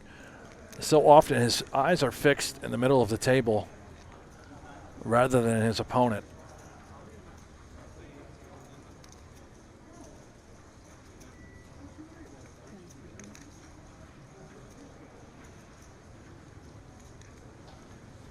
And look at that. What a Makes beautiful the call. call with the 8s. That's world class That from is Daniel amazing. Dvoress. Tremendous.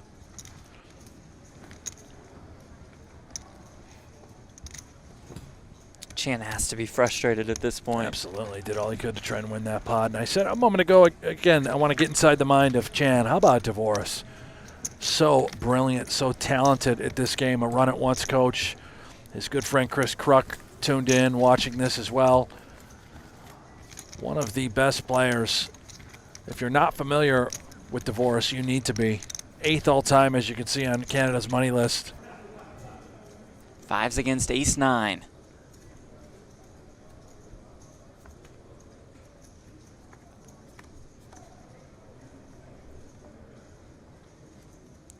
Comes Queen Jack deuce. So far so good for Chan. Dvoress a couple backdoor straight draws. For now needs to find an ace or a 9.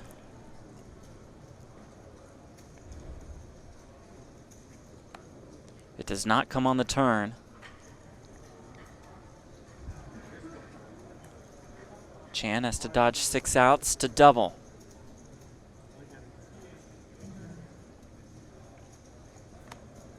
He does just that. The 8 on the river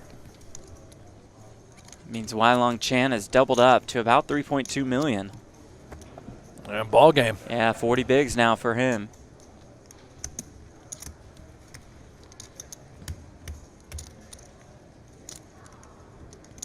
Dvoress now down to under 8 million. Still a comfortable chip leader.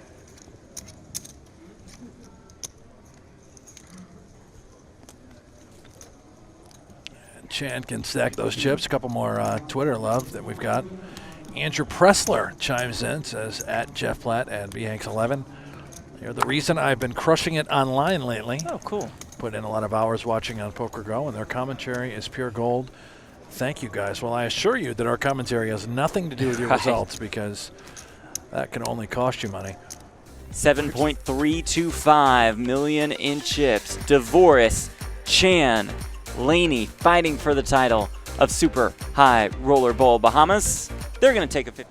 Sarah is locked in on our Poker Central Instagram account. That's how she gets her updates, by those videos. That's fair. That Carly and the social team puts Absolutely together, not which is watching great, this, yeah. though. Right. I was being facetious. Dvoress opens on the button. Lehne with aces in the small blinds. Here we go. How shall we proceed? Oh, my. Ooh, just makes the call out of the small blind. Chan has 6s in the big. Oh, this is trouble for Chan. Considering his stack size, 600,000 already in the middle, he's going to move it in. 27 bigs. The trap set by Kathy Lehne. Chan does shove.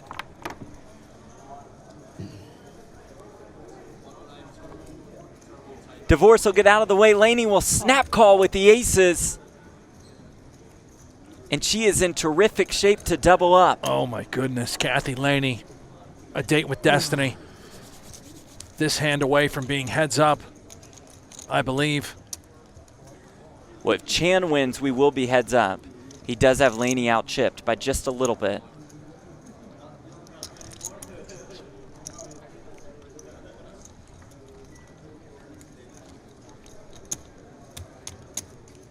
And here we go. Can the aces hold for Kathy Lehne?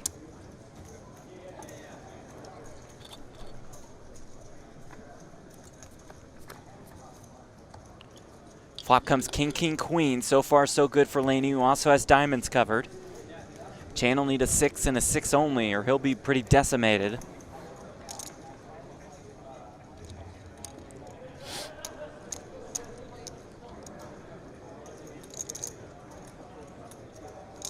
Turn card.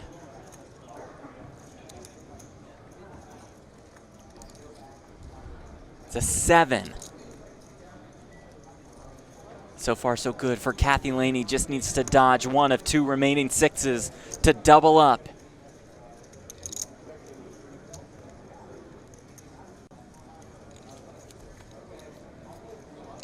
Oh, and my the goodness. river is Oh my a six. gosh. They'll count it down. It looks like Chan has more. Don't think so. Unbelievable. Out of nowhere. Oh, man. And that is it for, I believe, Kathy Yeah. Lehne. We're going to get the count here. It looks like we're down to heads up. That's 2.8. Covered.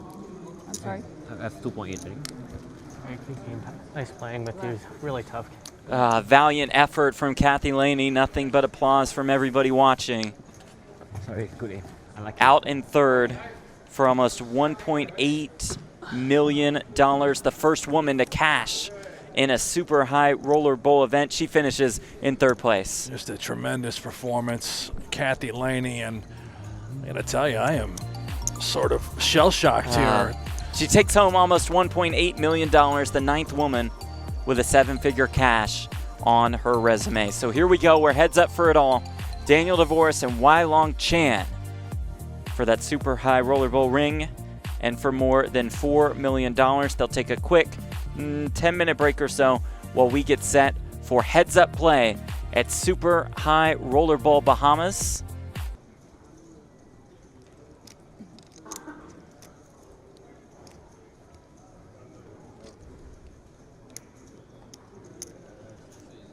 Kathy Lehne out in third. Erik Seidel eliminated in fourth. Seth Davies, our chip leader to start the day, busted in fifth. Steve O'Dwyer eliminated in sixth. Jason Koon, second in chips to start the day, out in seventh. Justin Bonomo, our first elimination of the day, out in eighth, taking home $510,000.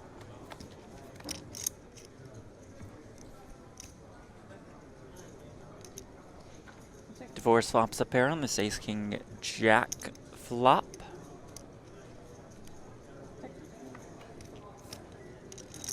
Chan has the Broadway draw, which he nails on the turn.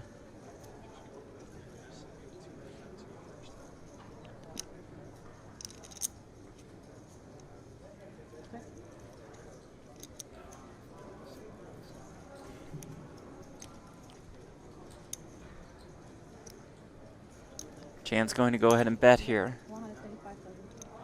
That's 125K.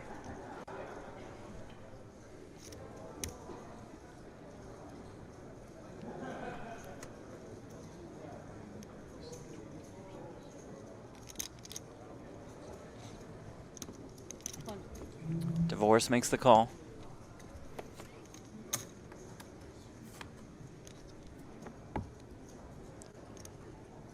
Nine of hearts on the river.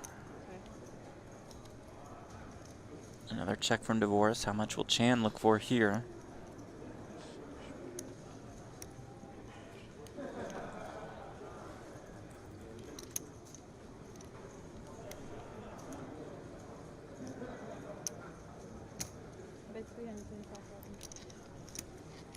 $325K is what he searches for as far as value is concerned.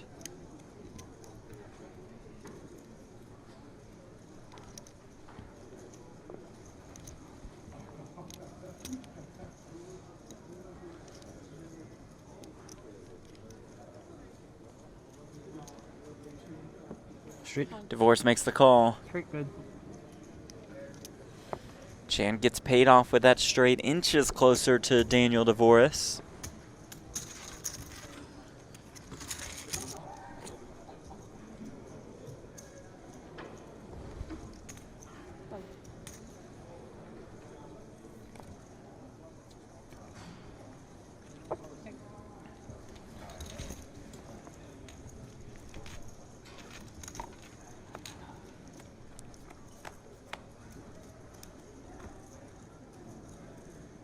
How about this? It comes 7-5-5. Dvoress flops trips.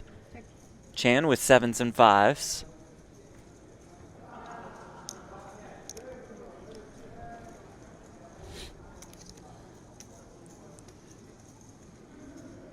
Dvoress reaches for chips and fires. Remember the last time Dvoress flopped trips against Chan? Didn't Weird, work out 2 so well outs for him. and a dream.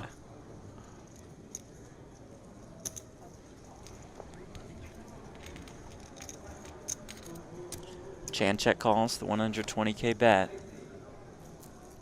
Ace rolls off on the turn.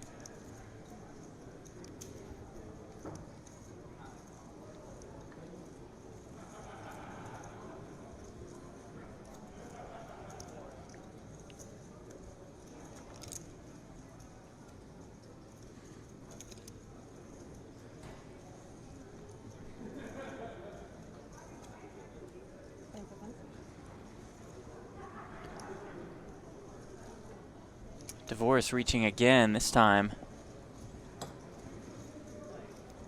with an overbet. That's 800K into 600.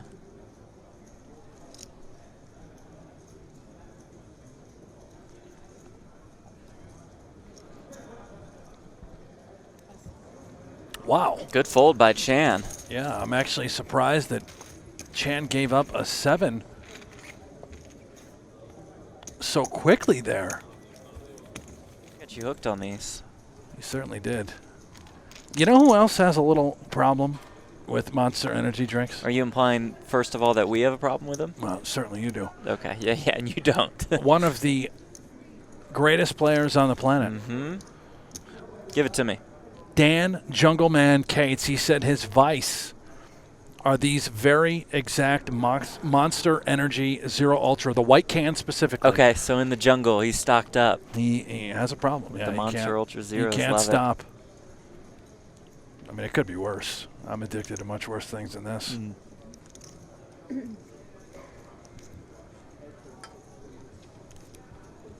But 575 only.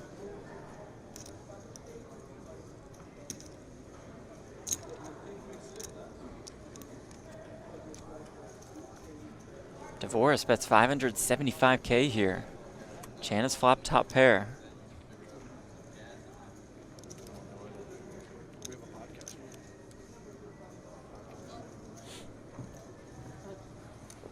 He makes the call.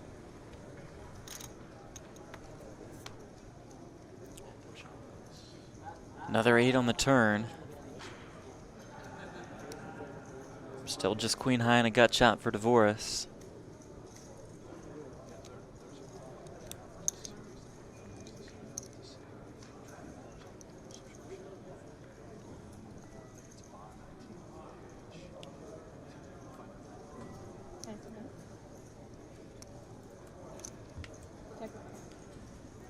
Chan will check again.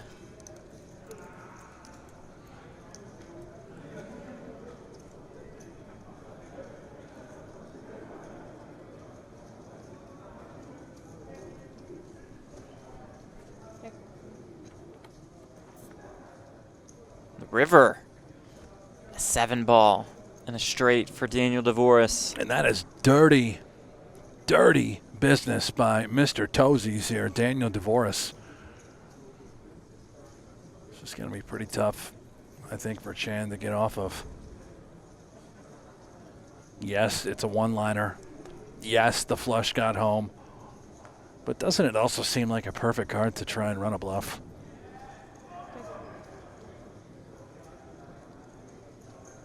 I'm not sure I'm folding a 9 here. Certainly wouldn't fault Chan if he did check call. A check fold would be heroic.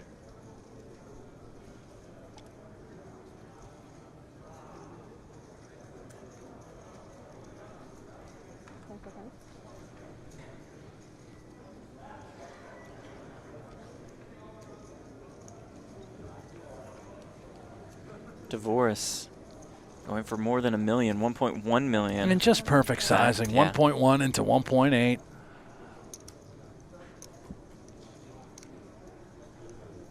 Chan already thinking, all right, man, this, you got it, you got it. Sometimes you just got to pay in the money. Can he pick up any sort of physical read off of Dvoress? He's trying to find anything he can. Oh, my. Wow, throws him into the muck. That is a tremendous fold. It really Fantastic is. laydown I know that board is ugly, by but Leong Chan. we certainly know that Dvoress should be bluffing there.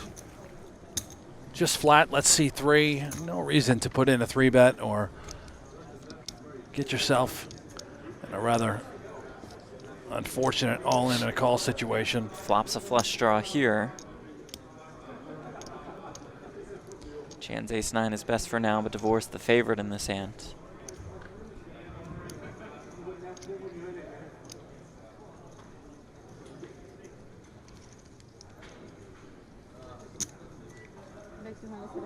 Again, I expect Dvoress with the nut flush draw just to come along for the ride.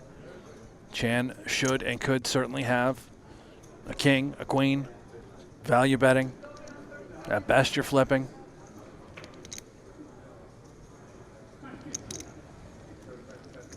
He does indeed just call.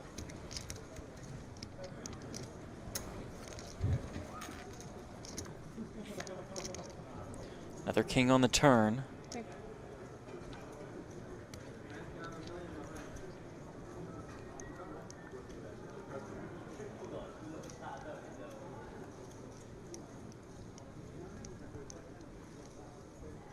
Dvoress checks. Chan checks back. 3 of hearts on the river. Dvoress buries it. And there it is. And Chan now, we assume that Dvoress likely to bet the nut flush. Chan decision time on this river with ace high. What sort of bluffs can we potentially pick off? We don't suspect Dvoress to be value betting a 7. Oh, look at this. He is going to check the nut flush. So this likely to let him off the hook. Ace-9 should have some showdown value.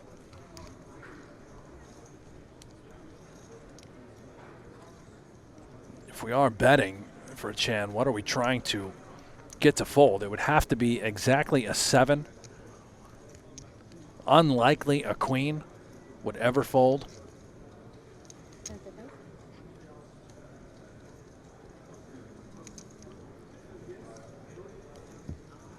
Yeah, he does check back.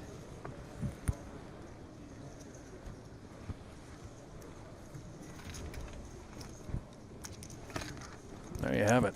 Dvoress was ready to spring the trap. Oh, yeah. And Jason Koon eliminated in 7th. Steve Dwyer out in 6th. Seth Davies out in 5th. Erik Seidel busted in 4th. Kathy Lehne, the first woman to cash a super high roller bowl event, busted in 3rd. Got her aces in against Chan's 6s.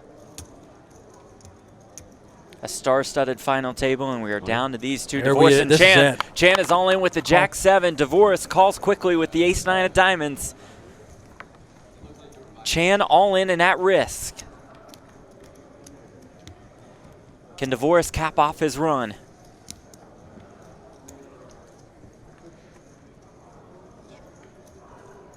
This would get Chan back to about 20 bigs. He's been on the ropes before and has been able to fight his way back.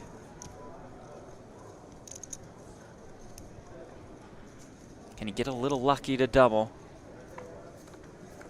Dvoress about a 2-to-1 favorite. Comes 8-7-3. And Chan takes the lead, flopping a pair of 7s. This is how it starts, how the spin up begins. And my goodness, we're whipping through this. Yeah, 10 on the turn. It's an open-ender now for Dvoress, but Chan has the 7 of hearts. Okay. So you see Dvoress has 7 outs. You see it on the top of your screen. He's an ace, jack, or 6. That's not a heart.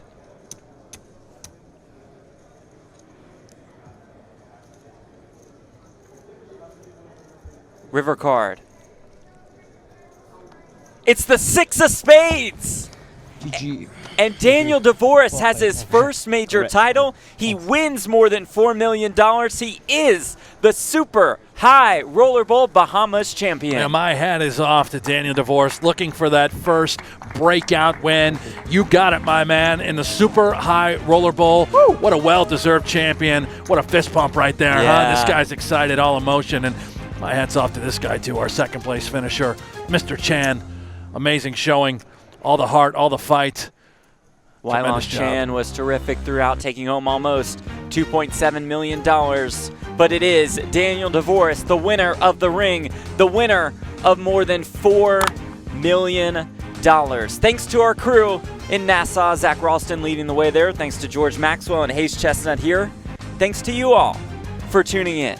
You have been watching coverage of Super High Roller Bowl Bahamas. There is our champion, shaking the hand of tournament director Paul Campbell. It is Daniel Dvoress, his biggest ever career score. Dvoress gets it in with the ace-9 against the jack-7. Chan flops a pair of 7s, but Dvoress gets there by the river. All His the name drama on the top river. of this leaderboard. No doubt about it, Dvoress. My goodness, he had 7 clean outs, and he just got there. Buries the biscuits. A standout performance from Dvoress. He takes it down. And again, a standout performance from Kathy Lehne, making history as the first woman to final table a Super High Roller Bowl event. Thanks to you all so much for watching. For Brent Hanks, I'm Jeff Platt. Be sure to tune in tomorrow to Poker Go, a scheduled start time of 3 p.m. Eastern, noon Pacific for day 1 coverage of the Millions World main event.